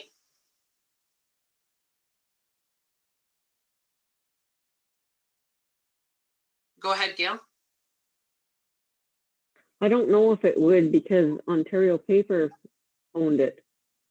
So I don't know if it would go with whatever changes were made to that company. I mean, there still should be some sort of a paper trail somewhere. But my understanding is if the owner is willing to swear an affidavit that he's the sole owner, they're the sole owner or whatever, that could work as well. I mean, I would have to get it. Well, I wouldn't be getting it done. I guess they'd be getting done. Have to be a proper and legal affidavit. Okay, so they would produce an ownership document to us. Mm-hmm. Okay. And then once that ownership document's produced, I think that's the first step.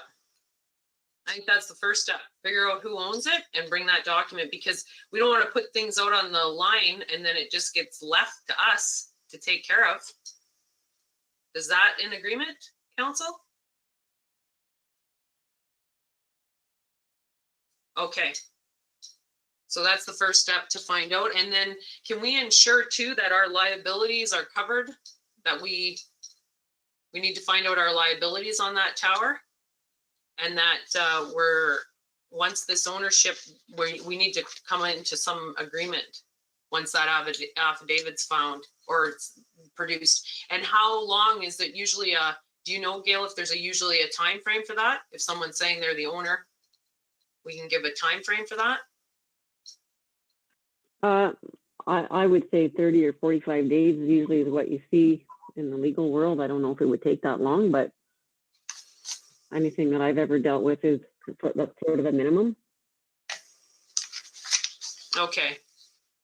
And what were you, I don't know if that was meant for me, but you said find out what our liabilities are. What did you mean by that? If that's for me? Well, I'm concerned now when you read the document, like they do all fall on us. Mm-hmm. Everything.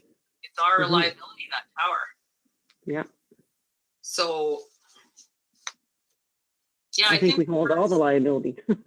Yeah. Yeah.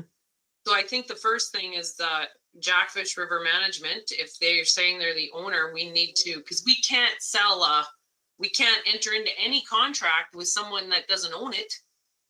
We mm-hmm. have to see the actual paperwork that it's owned. And then from there, we can decide what's going to happen. Correct, council? Right steps? Okay. Do you need a resolution, Gail, for this?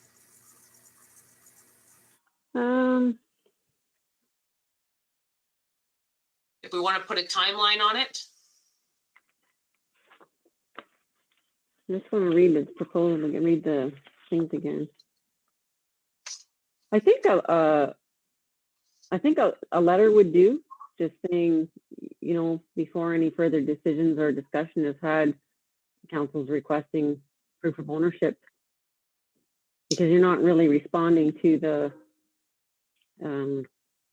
actual options that he's provided. I think a letter would be okay. Okay. Councillor Kistemaker, Belinda, I see you're unmuted.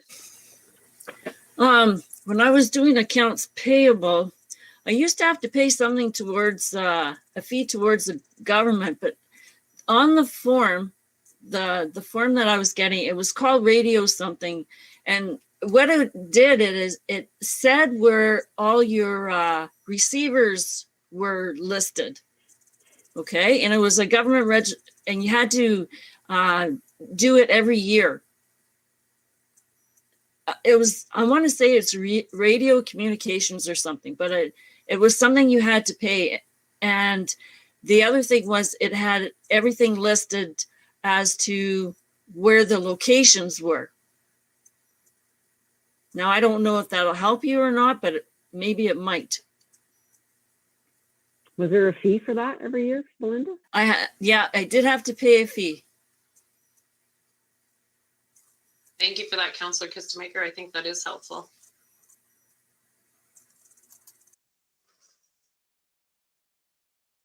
Okay, so that's should come back to council once we, and then I'm wondering if that would end up being a closed session if it's a negotiation, Gail? At that point then? It might. I guess it would depend on, I mean, if you're actually going to negotiate something, perhaps. Okay. I don't know if it would be at that next step. I think I have to think about that a little bit. Make sure it's right, doing it right. I leave that in your capable hands. Okay, so if we don't need a motion on that and we have no further discussion, we'll move on. Council, it's 8:07 right now. We could break for 5 minutes and have a washroom break right now. So we can come back at 8:12 or 8:13. We'll just make it 8:15, okay?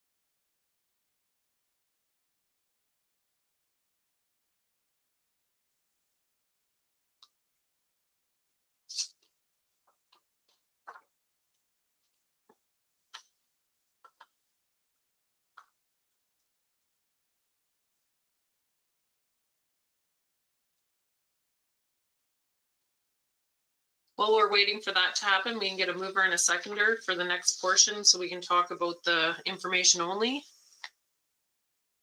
Peter and Drago.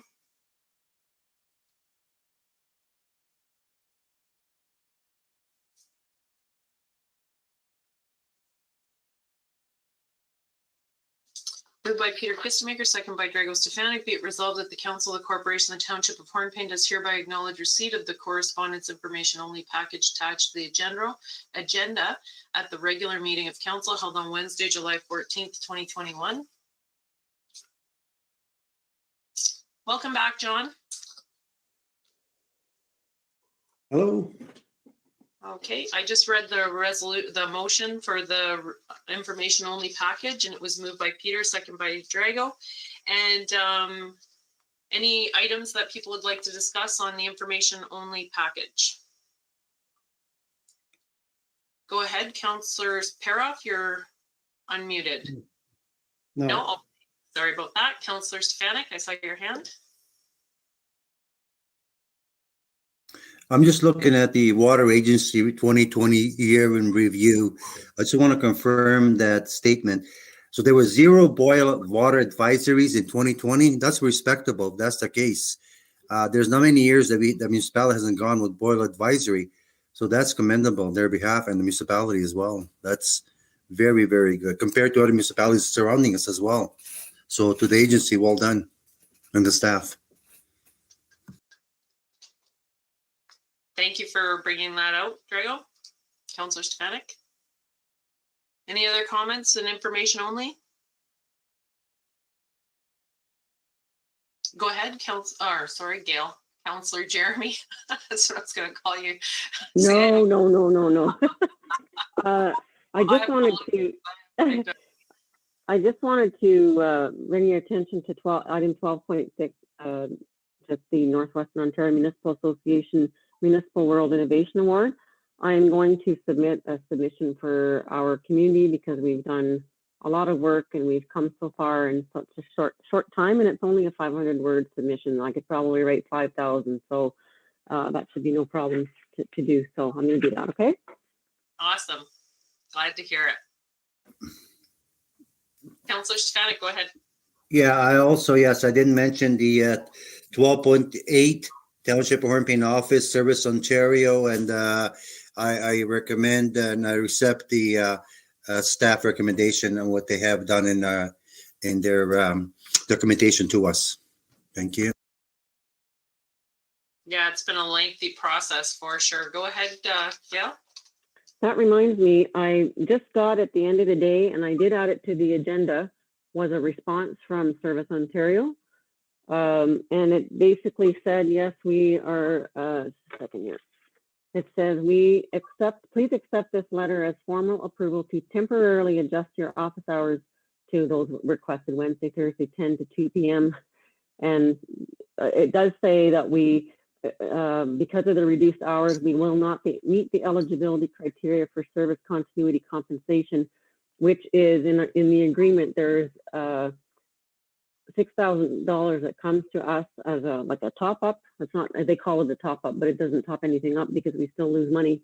So we get that twice a year, so $3,000 twice a year. And now they're saying in this letter that we won't be meet the eligibility. So if you look at my report, thank you for bringing that up, Councillor Stefanic, because I forgot all about it. But over the 1 year, we had a deficit of 12,000 and something, and the other year was 19. So take away, that's with that 6,000 that we got. So that's pretty substantial, you know, I think. So bring that to your attention. And then I actually had to chuckle because at the bottom of the page, they say, in addition to revising the hours, we trust that you will let your community residents know. Well, in my proposal, I tell them we've been doing that for 2 years already. Like there's a real disconnect with their administration and operations. So we're going to end up, so now we're going to subsidize the Ontario government even further here. Mm-hmm. Okay. Mm-hmm. Yep. I think we need to write a letter to the Ministry of Government and Consumer Services, because now we were cutting the hours to continue the service to make it more sustainable for us. And now it's going to cost us more for just less hours. Like this is an unfair system. I don't know, how do the other, like, don't tell me that the other Service Ontario places that are just Service Ontario are incurring debt. Like, how do they pay for all their employees? Like, we need to figure this out. Yeah. I don't know if the public offices are different than the private offices. Like, we're a private office. I don't know if the public offices are, well, I'm assuming they have to be fully funded. But the private offices, they, like, the agreement, if you read through it, it's 44 pages long or something, and it's all one-sided. Does it show the other private offices that they have? The other? No, I'm sure they must be listed somewhere, but I've never seen a list of them. Okay.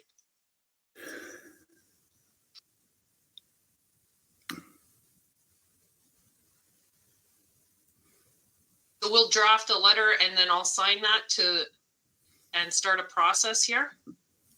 Go ahead, Councillor Stefanik. Yeah, thank you, Mayor. I agree with Gail. It seems after you read the letter, there is a total disconnect in Service Ontario administration. I laughed out loud when I read second last paragraph. Do you think we enter into JK, how to promote our municipalities, posting a sign in the office? Like, give me a break. Use your time more wisely as a high-paying servant than tell them something that we already know. Like, the issue is we want to cut back ours. The reason is, and now you're going to penalize us. There's a real disconnect. So yeah, Mayor, I think the most appropriate to write letters and ask for a timely response, please. Thank you. Yes, for sure. Thank you, Councillor Stefanik. And I'm wondering that we don't meet the criteria. So it was criteria on hours of operation that we had to meet? Yes, our original agreement was Monday to Friday, 12 to 4. And then that got adjusted. Well, the agreement never got adjusted, but the hours got adjusted to 3:30 at one time, so that staff wasn't, because they were serving people before. There's a process you have to do to shut down and, you know, do your process of counting the money and all that for that particular day. It's quite structured. So the agreement was never changed. And then we had let them know right away after the service delivery report came in that this is what we were doing. And I've had probably 3 or 4 phone discussions. We've had emails back and forth. And I keep saying, well, yes, the agreement says Monday to Friday, 8 to 4, but like, we're not authorized by our council to work those hours. This is with an efficiency that was done. So it doesn't really matter if you agree with it or not. This is what we're doing.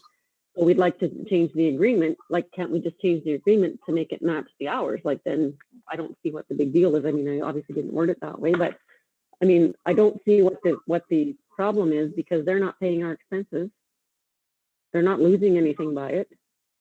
So this was the response. I had asked for us to revisit the agreement so that we could tighten it up and like send it nice in a nice package and everybody knows what everybody's doing, but that's not what they did. They're just extending temporary permission until the end of the agreement. So yeah, so it's tied to those hours that are in the agreement, the original agreement. Okay.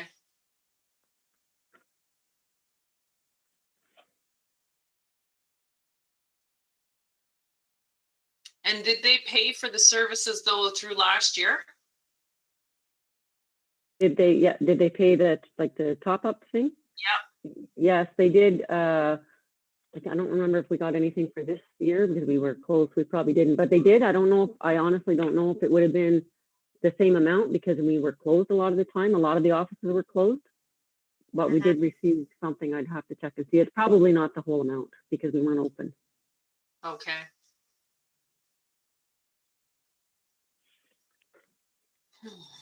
Okay, we'll draft the letter, Gail, and we'll get it sent up and CC the people that are in this one, because so now it's just gonna we're gonna be at the same price. It's gonna be basically the same is where it's gonna level out probably.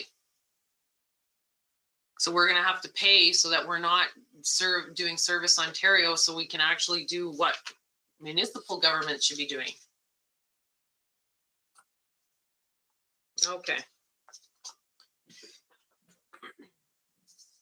Okay, moving on. Is there any other further items from council on information only package?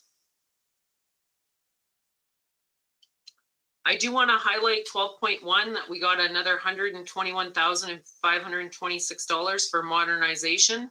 And I had asked Gail if that was already distributed out to what we're implementing, and it is, I'm correct? Okay. Yep, you're correct. Okay, the next one, 12.2, the appointment. I want to say a huge thank you to Minister Stephen Clark. He called me personally and said that he was asked for people's names for this task force, and he thought of me and gave my name. So I was grateful for that, and it shows the work of this entire team in this township, that when we go to delegations and when we go to meetings and we have those, the virtual meeting we had with his staff, that it all pays off and we all work together. And I want to thank everyone for making me shine in that we were able to get this appointment. And I also want to say that shortly thereafter the appointment, I got a call from the Senior Vice President of Northern Credit Union, and I have a meeting with them on the 22nd to talk about this program, this task force I'm on, but also in the letter has mentioned talking about our hours here in town. So good things, and I think it's good to have that provincial recognition across. And I have been meeting out with several key groups to try and come up with good solutions for the mandate of this task force. So I thank everyone for helping me get to this place. Thank you so much. As I continue down, I noticed in 12.5, the Algoma District Services Administration Board has their financial statements. I haven't looked through them thoroughly yet, but I just wanted to say that we had talked about possibly inviting them to come to our meeting at some point in the future. I think that would be good for building bridges. I think that's something we'd already been working on. Correct, Gail? Yes, that's correct. Okay. And I want to point out for residents, 12.10 is the notice for spraying in the area. And it is going to be during berry season. So I just want people to be aware of that. I was thinking in the past, it would be in a local newspaper or what have you. And now it's not there, but you can go to the Forestry M&R website and search there and you should see it.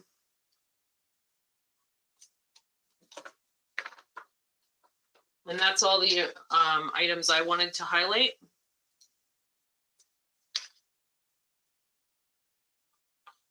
So if we can put the resolution to a vote that we accept acknowledge receipt, those in favor?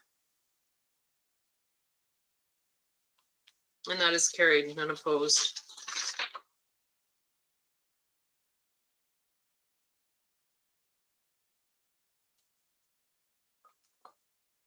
$16.1 COVID-19 community control update. I'll hand that over to you, Gail. Okay, so we have reduced our community control group meetings to bi-weekly for now, hoping things are going to stay as they are right now. So that's kind of nice.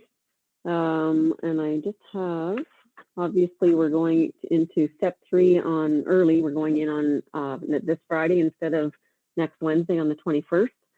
So our gym's going to be reopening on Friday. So that's all ready to go.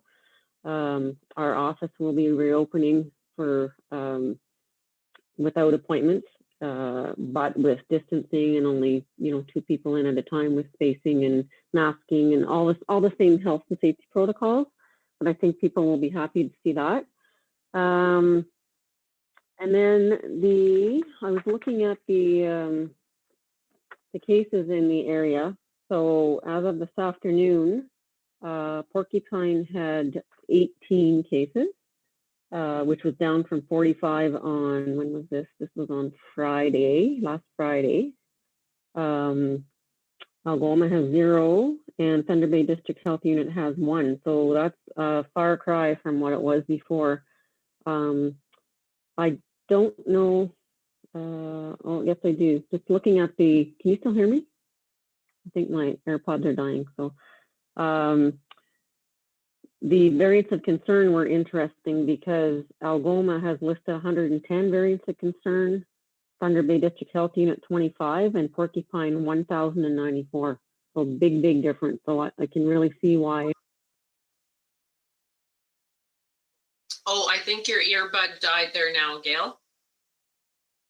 Gail, we can't hear you. She can't hear me either because she's in her.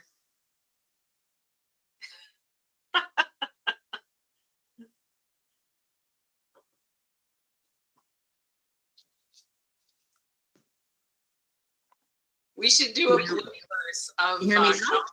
Yeah, I can hear you. You couldn't hear me. You were looking down. So I'm saying, Gail, we can't hear you. And I'm like, she can't hear us either. So that's why I said we. No, they died. I'll have to plug them in.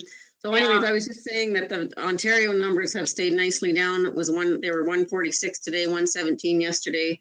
And if you think back to whatever, 3-4 weeks ago, they were 4,000 a day. So to me, that tells me, yes, it's summer and people are out and about a little bit more, but the vaccines are working.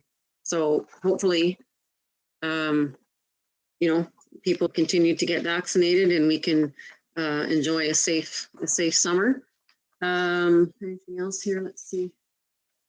Oh yeah. Also, as of I couldn't find this information for today, but as of Friday, again, 78% of Ontarian adults had their first dose and 51% had their second dose. So I'm sure that's increased by now. Yeah, and just to remind everybody to check the Health Unit website and or Facebook postings for general information about the vaccines and for clinics and things like that. So, or, anybody that's looking for information, you can direct them there. And I think that's really all I have right now, which is good news. That is good news. Any questions on the COVID update? Thank you, Gail.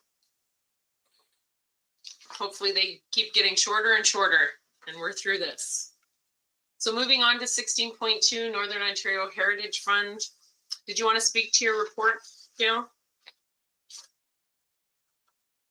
Sure. The long and the short of that is, I guess we kind of heard part of this before already, but we thought we'd be able to stack these programs, and now that we can't, the $70,000 that we've kind of estimated that it's going to cost to move the ballpark with only 50% coverage will only give us $25,000. So if we up that municipal portion by by 10,000, we can apply for the 70. Okay, great. Councillor Stefanik, go ahead. Yeah, through Mayor, I agree 100%. Thank you. Thank you. Gail, the funds for that is coming from those extra funds as well, or where are we getting the extra 10,000? That's coming from federal gas tax. Oh, federal. So you just said that. Sorry. Okay, council, any further questions on the report? If I can get a mover and a seconder, please. Drago and Peter.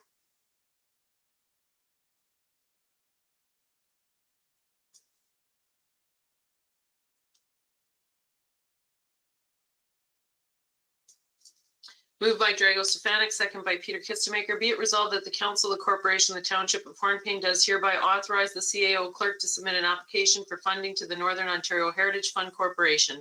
Enhance your community stream to help cover the cost of relocating the municipal ball field in order to accommodate the building of a hotel in our community. Be it further resolved that council authorizes a municipal contribution of up to $35,000 to this project, which stream provides up to 50% in cost-sharing funding for projects that contribute to a healthy and vibrant community via municipally owned social and recreational facilities. Be it further resolved that these funds will be taken from the federal gas tax allocation. Be it finally resolved that council hereby rescinds resolution number 2021-157 dated May 12th, 2021. Those in favor? And that's carried, none opposed.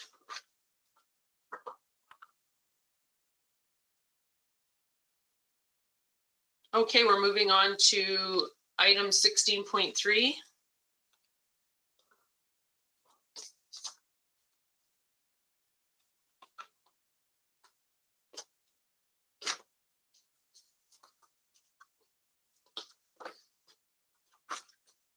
So I had forward, Gail, did you want me to speak to this? Yeah, sure. So I had forwarded Gail this information. It was just something I had found because someone had asked me about a land acknowledgement. Actually, a staff member asked me back in June, but this was more currently another organization. So in a way, we did create an Aboriginal Advisory Council that should be looking at all of these things, but in light of what has happened over the course of the last going on 2 months here now, I thought it would be good for our community that the staff look at what the acknowledgement could be and that we could give them direction to do that ahead of the advisory council being created, just because we put that off to next year. And I think, and at that time we could have the council look at it and ensure that it is fitting. That I think would be a good approach. So that's why it's on your agenda. And if council's in agreement with that, would you need a resolution, Gail, for that? I don't think so. We need a resolution to accept whatever version of the statement that you would be using. But just to clarify, so you're looking for, are you looking for like a process or a draft statement? I think we could go right to the draft statement, and then once the committee's set up later, we can ensure that it fits so that we are doing something. And the other item to that too is just being an Indigenous person as your mayor, we would have to, a councillor would have to do the acknowledgement at the meetings. So I know there was originally the intention was to do some consultation with surrounding First Nations communities. So I'm thinking that would be still what we would be doing, is asking for input. Is what was your idea on that? For me personally, I was just council. The council. Well, yeah. So I think that was the original intention when we had mentioned it at another meeting, I think, a long time ago, but. Yeah. Yeah, we want it definitely to fit for the lands that we sit on, and that it fit the tips for creating the acknowledgement. Hmm. I know for the landfill project, no, it wasn't the landfill project, sorry. They are doing consultation too, but it's the OP and zoning bylaw. I think there's 18 or 19 different First Nations that are being consulted for that project. So we have a list there if you know, we could use that. Okay, for you to guide you, is that what you mean? To reach out for guidance? Yeah, if you're, yeah. Okay. I'm assuming that's what we would. Yeah, I'm thinking that would be where the best input would come from, right? Yeah, it's such uncharted waters of how you create it, and there's no. The one thing that I do that may be of guidance, AMO has a resource person that could help. Because it'll be Treaty 9 territory, and then it's just distinguishing which actual First Nation we would acknowledge that. Especially now with the new land claim that's out there. Mm-hmm.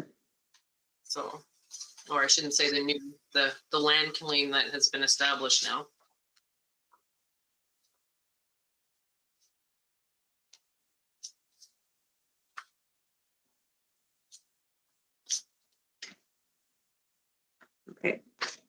Okay, is that, you have enough info there, Gail? I think so, yep. Okay.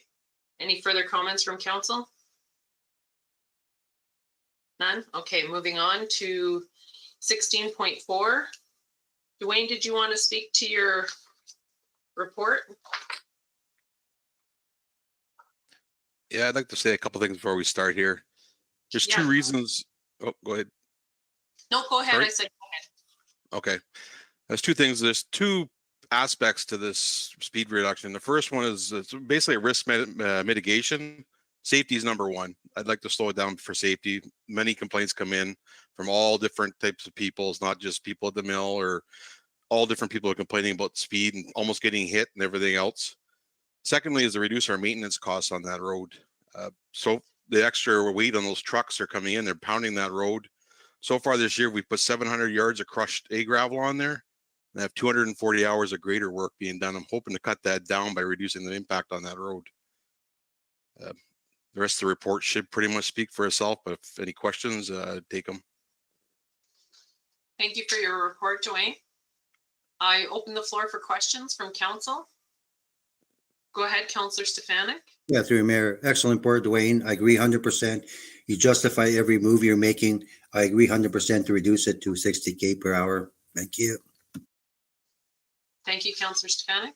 Any other further questions or comments? Councillor Kistemaker, go ahead, Belinda. When I first saw this, I thought, oh no. But talking to Dwayne, I understand the safety part of the thing, but I was wondering if we should do this a somewhat of a different way that might play in for something in the future. What I'm trying to say is, when it comes to safety, you have a lot of organizations using that road. It's CN, it's the mill, which is actually the sawmill, and actually the bush side of the business. And then you have the cogen. You have your cottagers that are outside there. You have a variety that are using that road. Basically, that road should be, to me, established if it's not an industrial road. And if it is classified as an industrial road and we're going forward and everything, I was wondering if it would be proper to actually get those committees I just mentioned together for a safety meeting on how to deal with that road. So the concerns that are being brought up or are being, I'm trying to make this proactive, that they're being looked at as a group and the information is documented. So it helps everyone that it's being looked at for when you're applying for grants and you're want to get a different kind of base for your road and all that. Maybe these meetings would help do that and would help address the safety concerns at the same time. And you guys would be working together as actually a team on how to make things better on that road, since it always is an issue. Okay, thank you for that, Belinda. So your suggestion is that staff would have a meeting with all the concerned groups? Would you want council at the meeting as well? Well, I'm just saying, like, every industry has a safety group. These safety groups, if they could meet every 6 months or when there's an issue, something, and they talk about best practices on how to deal with the safety concerns of the road. And at the same time, all this information is documented, and maybe we can use that information going forward to help with the maintenance on the road. Okay, for the long-term planning, gathering. For the long-term planning, that's what I'm seeing your idea here. Yeah, okay. That's it. Thank you, Councillor Kistemaker. I put it out to the Public Works Manager. Do you know if there's anything established like that with other communities? Not that I know of. Okay. When do we, I put this to Gail, when do we haven't had a town hall meeting, right? Not for a while. I think the last one we had was either at the school or at the Legion, so it would have been definitely pre-COVID anyways.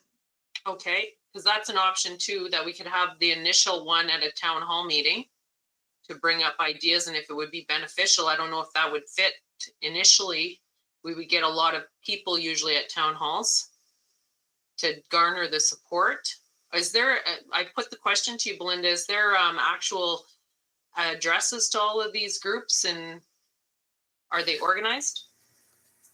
Yeah, basically, like when you're having your safety group meetings, you're following the protocol of any meeting, and you're bringing best practices forwards, whether it's signage or whatever. I'm just thinking, like, for the bush, for instance, we used to have meetings with and invite the snowmobile group to it, and we would talk about what happens when a snow machine crosses in front of a transport or something, that kind of thing. And just, what to do about it, how to address it, whether you have to put in a bridge or whatever, like, but it's talked about, and it's, you're dealing with it. It's helping each other.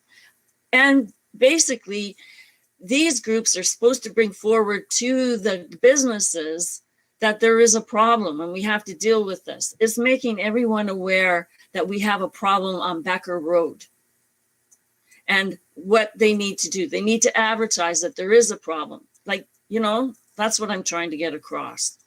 It's like if you have your own safety meetings. Am I correct, Gail? Yeah, I'm not involved in the safety meetings, but that's Okay. the idea. Is you take your tours and you pick up on the things that are deficient and you find ways of making them better. So yeah, same concept. Well, I'm going to put it out to the rest of the council. We talk about this. I think this actually is going to give us data that we can use if the multiple groups, and if we have, first of all, it'll address some of the safety concerns, but it'll also show that we're establishing a route to try and it is going to be big funds to do that road eventually, even when we do have an industrial. So if we were to start that now, that might be an avenue to take. I'm going to put it out to Gail on what would be the process, Gail, that we would start that. Like, even if we started it with 2 meetings a year, just so that it started getting documented right away. Yeah, I guess I think we would just send letters out to all the businesses that Belinda's referred to and invite them to a meeting and state the purpose of what in the letter, state the purpose of what the meetings would be and start from there and see where it goes. I mean, I think based on the number of issues and complaints that come in, like, I think people would be interested. I think businesses would be interested in participating. Right. Okay, and then what direction would you need direction from council? Would that come to a council meeting to get direction on how to get that started? Yeah, probably would be best to do it that way. Yeah. Okay, well, is there enough information right now for you to bring something to council? Yeah, I can bring a resolution to council next meeting. Okay. Sure. We'll hash things out a little bit and should be good. Okay, and Belinda, okay. I think any type of measurement and data that we can garner for our roads, we need to start really doing that, because we have huge projects that need to happen. So thank you for that idea, Belinda. I think it's a first step for sure. Any further comments on that portion? Any further comments on Dwayne's report of 60 reducing the speed?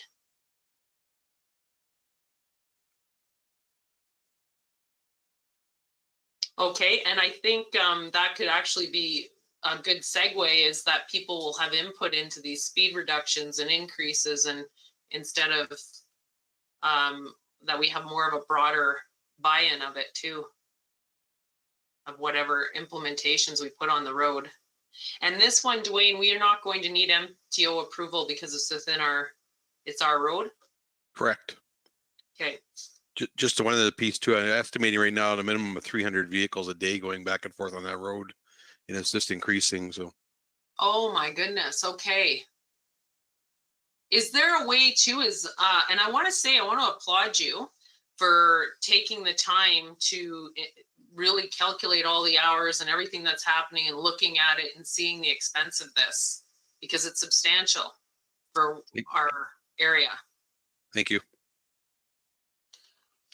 Okay. And then, yeah, I think maybe along with that is just having a plan of what data do we need? I don't even know in the past when we've gone after road funding, what kind of data are they looking for?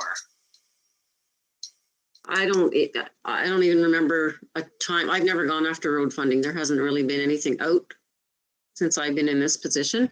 So I don't really know now. Probably before, not much, but now they're going to want condition studies and stats like you're giving, like, accident numbers, or they're going to want all the hard numbers nowadays for sure.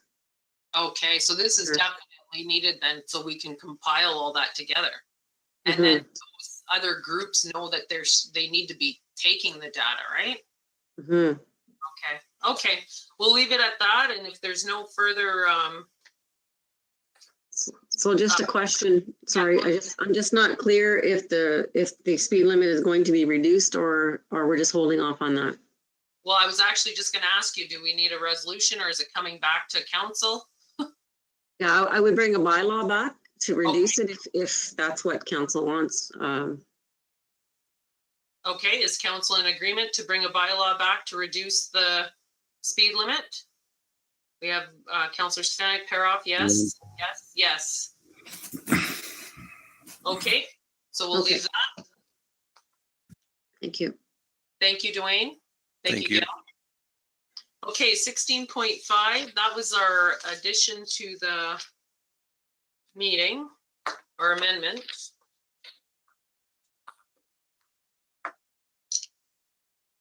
So I'll speak to this. I sent this to Gail yesterday morning after our meeting on the 12th at the HHC, which we've had several meetings. It's going along quite well. We're anxious to have Silbert join us this coming next week. So we heard, as you can see in the resolution in the document, we did receive a good presentation from Mr. Ben Cohen. The board would like to, as you can read in the resolution they sent, enthusiastically agrees that there should be an investment made into the hotel.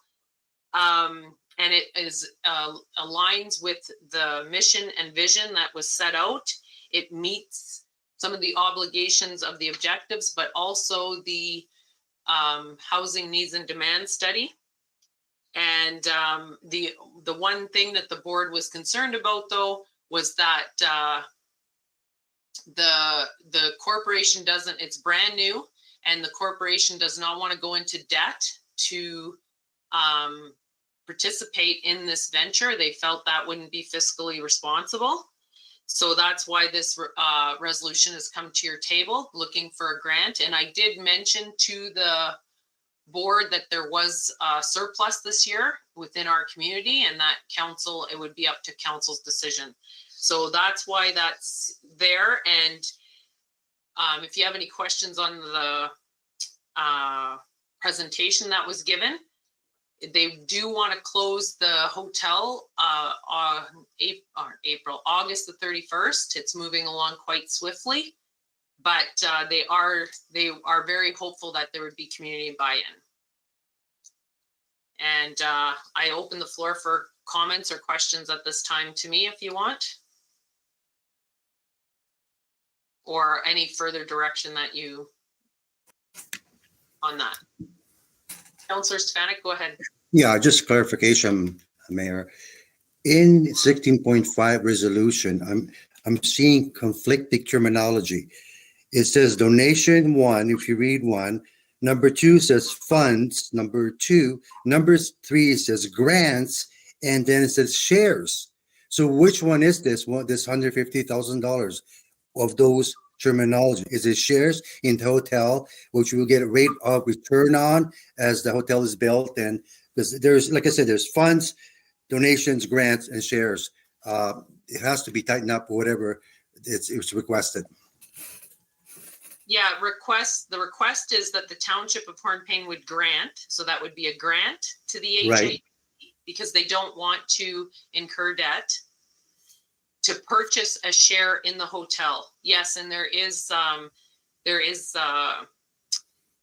dividends or what have you, proceeds Right. that would come back from that in the grant process. And But- the council could obviously invite Ben Cohen to a council meeting to discuss this further, to see it actually. Mhm. But I do think it is, I want to just, go ahead, Councillor Stefanik, if you weren't finished. No, that's fine. I want to be clear. A donation versus a share is totally different story. Because I'm looking, if you look at here, it says request for a donation under 16.5. Then you go further, it says a grant, then it says funds. Then I'm looking, finally, purchase a share. So there's different terminologies being used. Do you understand what I'm saying? Okay, 16 I'm reading from the paper. Sorry. Okay, Oh, 16.5 says request for a donation. When I think of a donation, I'm saying, okay, here's a donation, do what you wish with it. When I give somebody a grant or when I give a share, three different things. Okay, my apologies. That was just in the putting the amendment on a title. I Okay. wasn't in the resolution. Okay, If you I look want to to be the clear. let's take donation right out of the because it's a grant. The Township of what they're looking for, the HHC board Mhm. is looking for a grant from the township so that we can invest into the hotel for one share that would give proceeds back to Hornepayne Mhm. Housing Corporation. And it's the vehicle in which was established so these types of transactions could happen. Mhm, mhm. Okay, thank you. Yeah.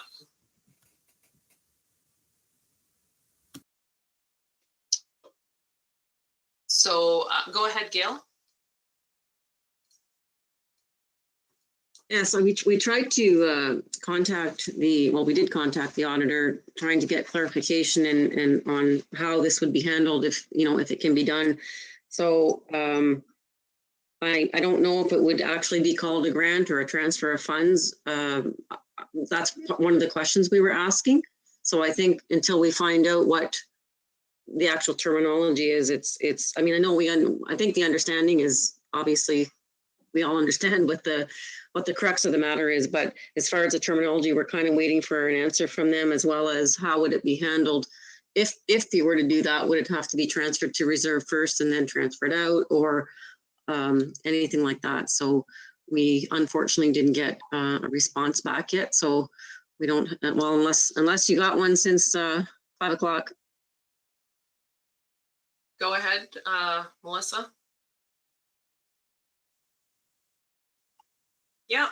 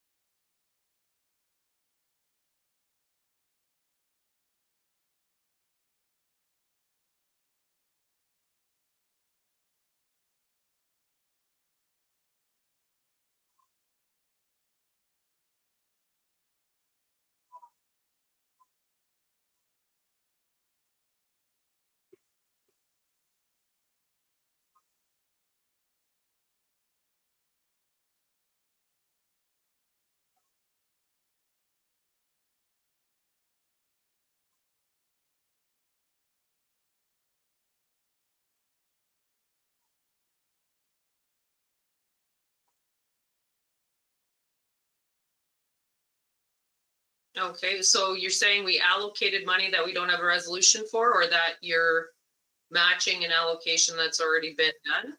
I'm not understanding.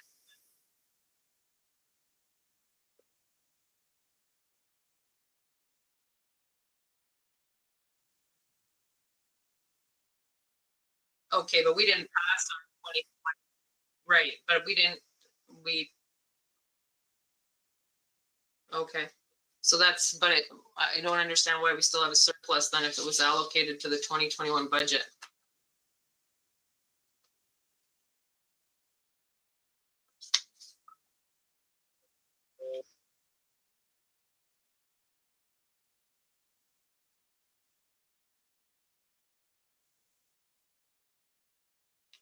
Okay.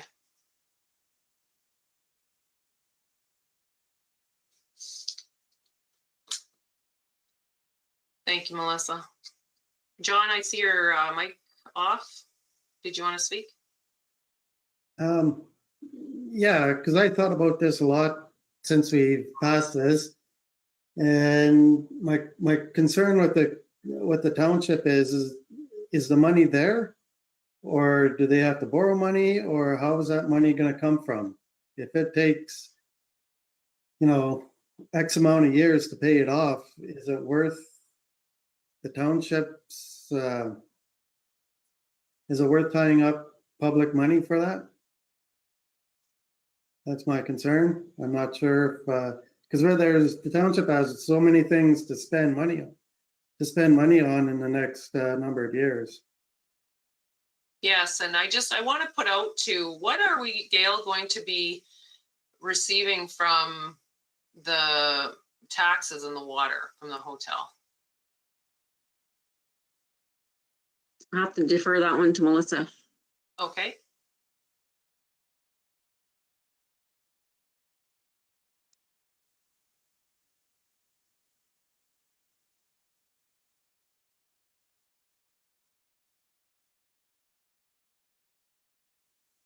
Okay. Is it, have a all figure estimate, or like, my concern is if we don't invest, it's up to council, and you have a newly created board that enthusiastically thinks it's a good idea, and if we both hold the bag together, it could happen. But if we don't invest, it puts more strain on this process that's already going forward. I'm wondering if we should invite Ben to talk to us. Go ahead, Melissa.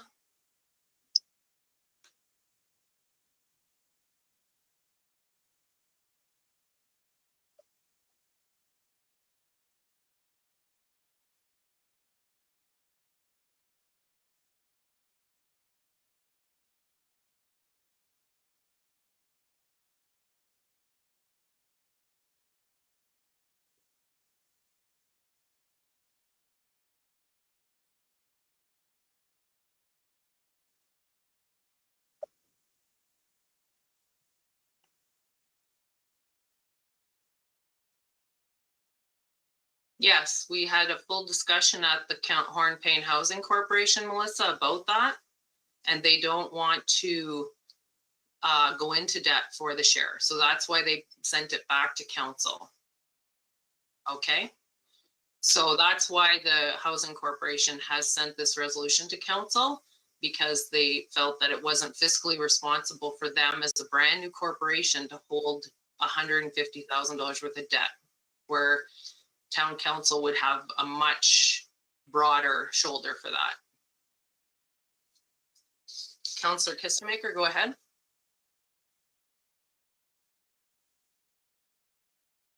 Yeah, I can hear you. I feel that the hotel is a very important investment in our community and to our future. And yes, I would fully back, fully support investment of $150,000 not for the housing corporation, so we can get a share of it. Just makes sense in the long run. So you're in favor of trying to find us either taking it from our reserves to invest? Or do we want to council set a special meeting and have Ben present to us? And have the full of where it's at? Because it is quite, the whole presentation was quite extensive on what's been done. Like the different documents, 3 different consultants that have looked at it. I put that out to you, council, or are you comfortable making a decision without that? Councillor Paroff, go ahead. Well, I was on the other side, so I already know what Ben's presentation is all about. I just want to be 100% sure that the township is not going to be in distress because of this. Those funds could be allocated somewhere else, I think.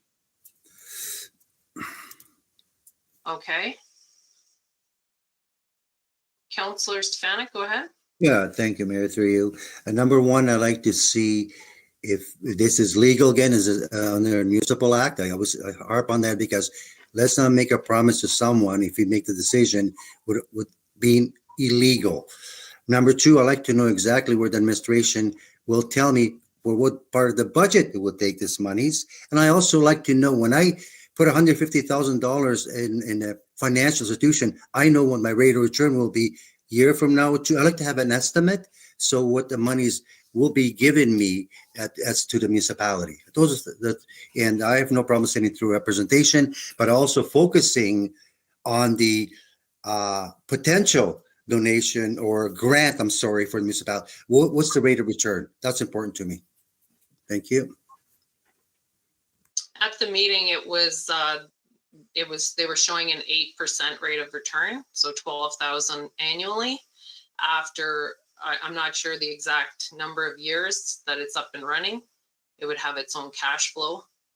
But the actual presentation was exciting of how much rate of return it is, and that there are 9 investors willing to invest. And they are community investors, Hearst investors, a Long Lac investor, and Right Oak Bay Developments themselves are investing. And Ben was hoping that they would be able to create a community shares, but he's not sure if that has to go forward with 10 shares.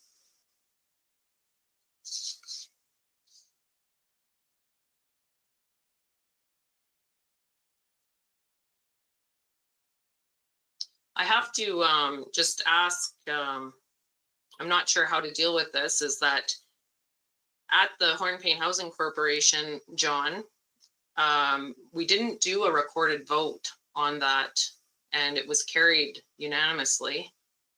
So I'm just wondering now that you have second thoughts on that. Yeah, me too, because I was all in favor of it.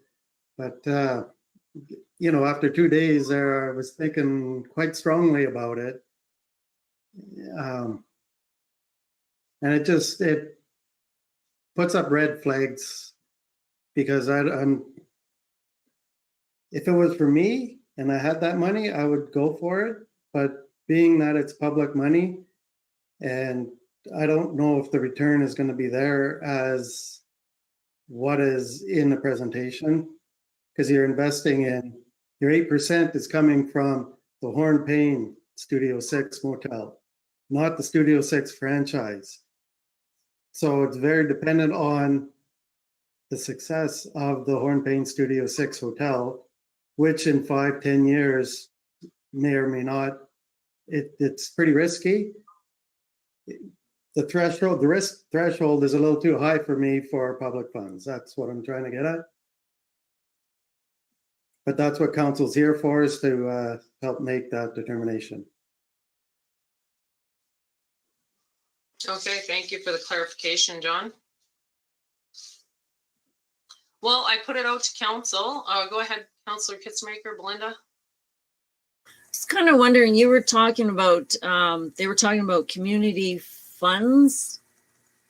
If there was something, I'm just trying to, if we did a matching thing up to a certain amount? Could we do something like that? No? No, the Hornepayne Housing Corporation got legal advice on whether the Municipal Service Corp could hold the community shares, and we can't. We Okay. can invest into a community share group if one was created outside of the township, just like we can invest into the hotel directly. But we Okay. can't orchestrate that or be the holders of that as the Municipal Service Corporation or the township. Yeah. Okay. I just, yeah. We looked at it solely for the Municipal Service Corp, but we fall under the same municipal act.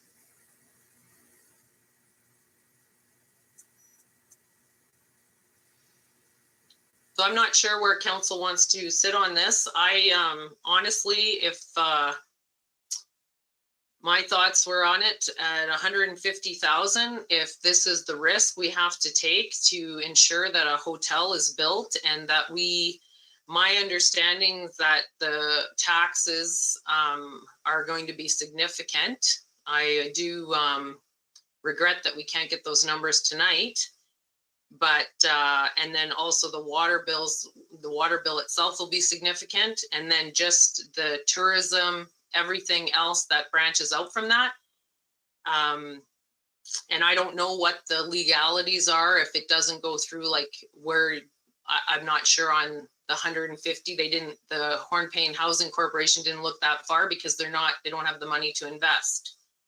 So I'm sure they would do their due diligence if it came to that, exactly signing the papers and that sort of thing. But I think overall, I don't think this is a risk that for me personally, for our community, we need investment. We have to take a risk. Everything we've done so far hasn't been that risky. We're following the official plan, the zoning bylaw, getting things together. And if we're able to do this, that's why I said, send it back to town council. And I don't think it's fair to let a brand new board that town council just created hold the bag on this alone. So I put it to we don't have a resolution or anything created for this, but we could ask Ben to present at a special meeting and wait for those numbers we get the tax numbers and the water numbers. Go ahead, Gail. Yeah, Melissa's trying to look them up, and our computers are really slow. They were really slow today, so she may have them in a couple of minutes. Yeah, that's no problem either. And it was put on to yesterday. That's no fault on Melissa. Go ahead, Peter. Find the increased tax base as well as the water bills that will be paid with the potential 8% return. I'm completely for it. I don't need to listen to the presentation. We really need this hotel, and we got to help everything we can. It's an investment in the future. Yes, we are going to be putting out quite a bit of money, but in the long term, we're going to get it back tenfold. Yeah, we definitely can ask about that. Like, the investment's not lost. That becomes a portion that you can sell in the future. It's not like, yes, the town council's granting it to their Municipal Service Corporation, but the service corporation can, into the future, and we could draft that as part of the resolution, that if that is ever sold, it comes back to the town. It's only granted for the purpose of that portion. So it's basically like we're sitting it in reserves, and they can use the profit from it. Like, we can decide on that.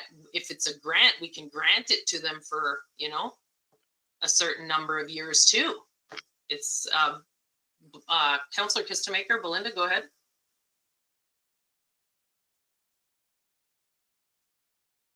When you're talking about the grant and making monies from monies, etc., to me, it's a no-brainer. We have to back up on something that we really believe that we really need, or else it is not going to work out. We have to take ownership. We have to do it.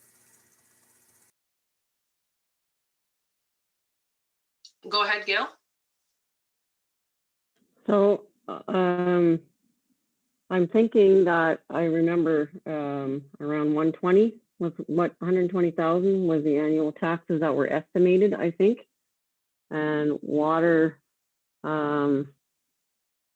maybe I don't know about that one for sure, but 16,000 maybe.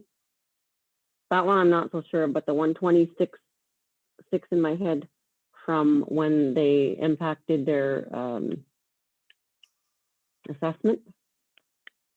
So I think it's about 120 in taxes a year. Okay. That would be if the building was assessed at 1.7 million, if I remember rightly. It was 1.7 million it would be assessed at? I think that was what was on the sheet. Yeah, the appraisal went through at 6.7 million.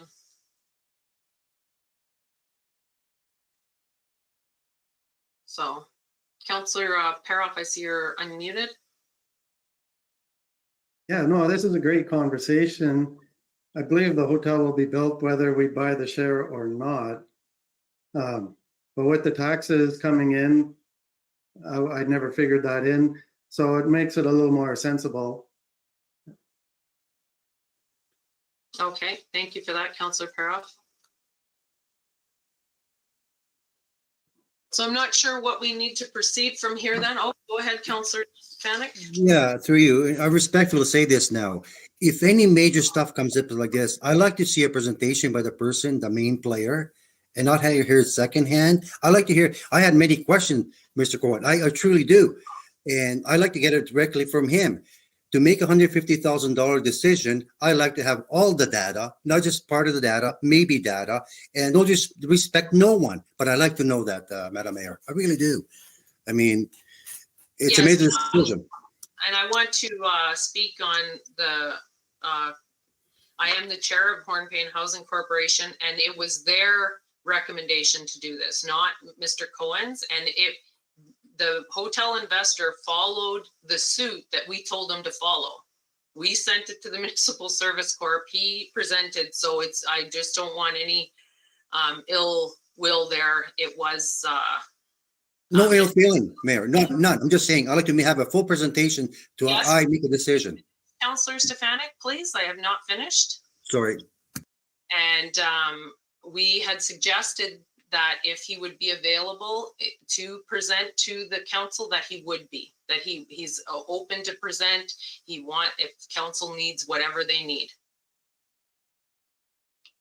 So if we want to set a special meeting to have Ben present and do the due diligence on that, I have no problem. I'm available to do that as well. And I'm seeing Councillor Stefanik would like that.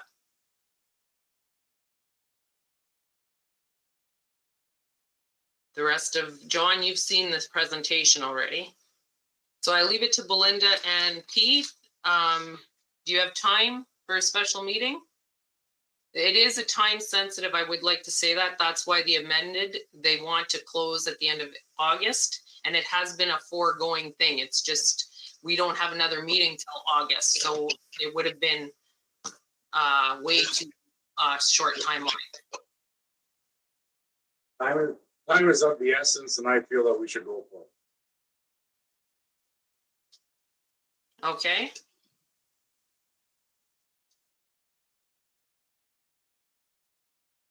I'm with Pete.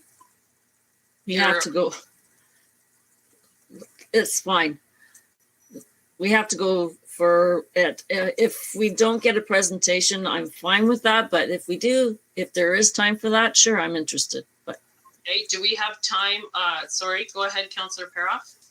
Yeah, sorry, I was just wondering, would it be worth sharing, or could we share the presentation that we received, that the Hornepayne Housing Corp received the other day with council? Would that suffice, or would you a personal?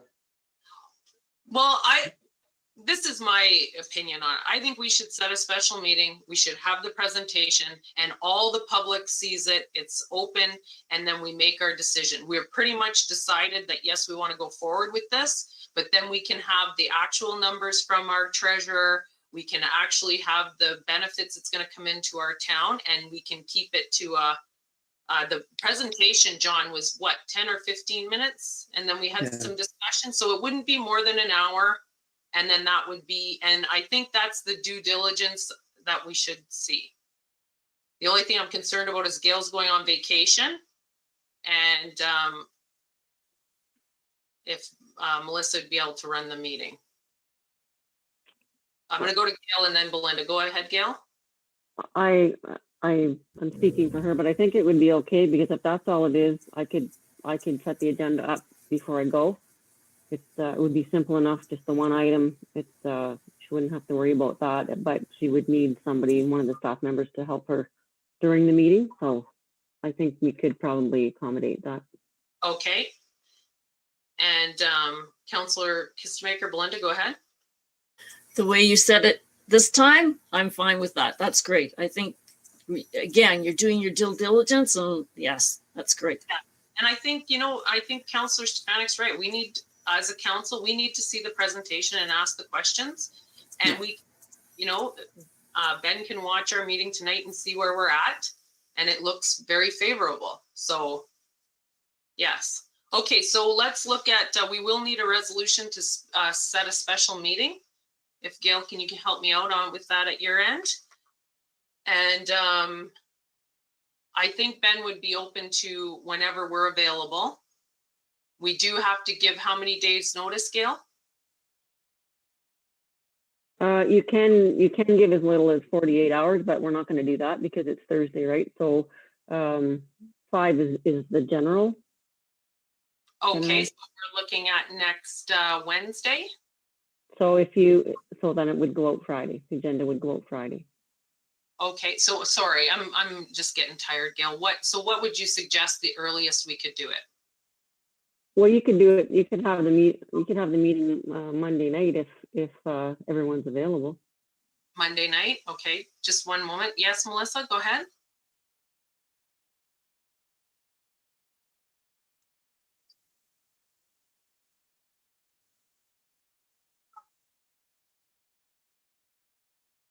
Okay, thank you for that information, Melissa. Have it ready for our special meeting.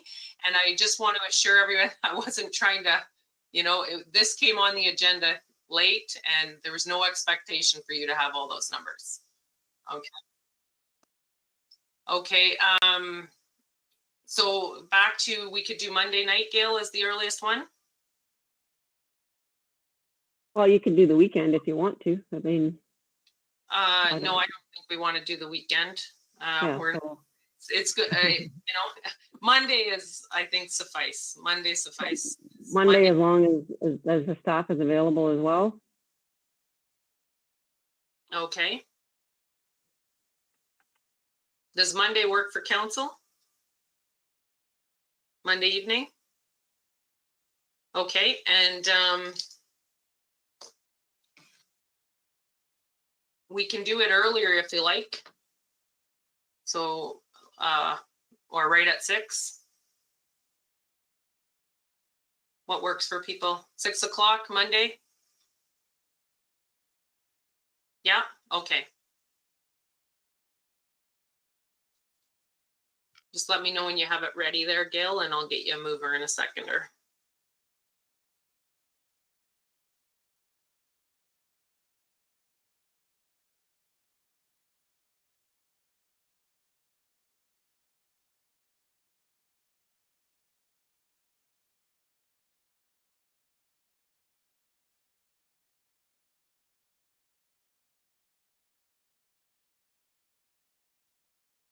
Okay, I think I'm good to go. Would you like me to read it out? Well, I'll get you a mover and a seconder, and then you can read it all out. How's that? Can I get a mover and a seconder for the special meeting? Councillor Drago Stefanik. And a seconder, please. Belinda Kistemaker, Councillor Kistemaker, Belinda.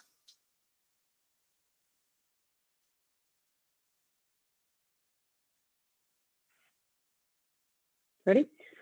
Be it resolved that council does hereby set a special meeting on Monday, July 19th, 2021 at 6 p.m. for the purpose of receiving a presentation from Ben Cohen of Rideout Bay Developments Incorporated on the hotel investment opportunity.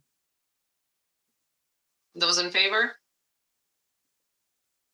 And that's carried. None opposed.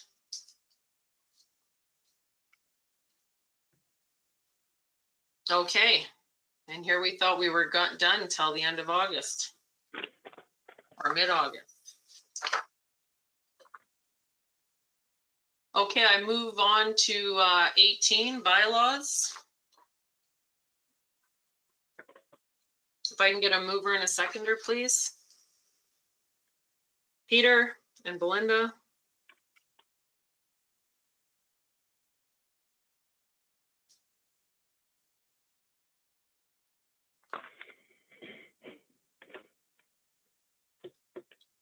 Moved by Peter Kistemaker, second by Belinda Kistemaker. Be it resolved that bylaw number 1865, being a bylaw to authorize a contract between the corporation, the township of Hornepayne, and Ontario Clean Water Agency Aqua for the engineering, procurement, and construction management (EPCM) for the ultraviolet dechlorinization project at the wastewater treatment plant, to be hereby read a first and a second time and be considered read a third time and finally passed. Any discussion on the bylaw? And I put that to a vote. Council, those in favor? And that is carried, none opposed.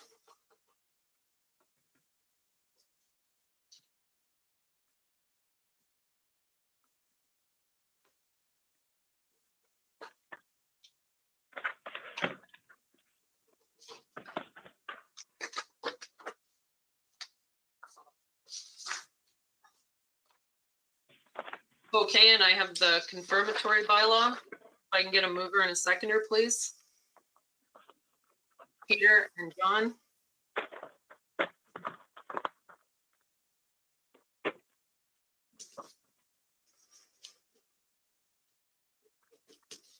Moved by Peter Kistemaker, second by John Paroff. Be it resolved that bylaw number 1866, being a bylaw to confirm the proceedings of council at the regular meeting held on Wednesday, July 14th, 2021, be hereby read a first and second time and be considered read a third time and finally passed. Those in favor? And that is carried, none opposed.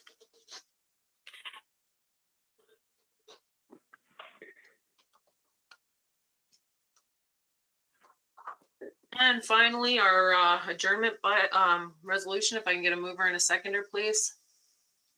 Peter and Drago.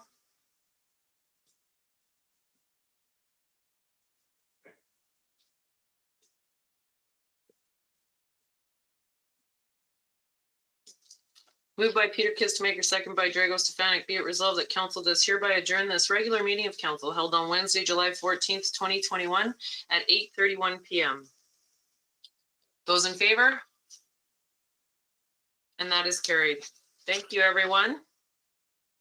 Mayor, did you say 8:31 or 9:31? Oh, did I say 8? I did write 9:31. Okay, So okay. I might have just misheard. No, I could have said it wrong. So thank you for that. It is Okay. written 9:31 adjournment. Thank you. Okay, thank you. Okay, have a good weekend, everyone. We'll see you on Monday and the rest of your week. This conference is no longer being recorded.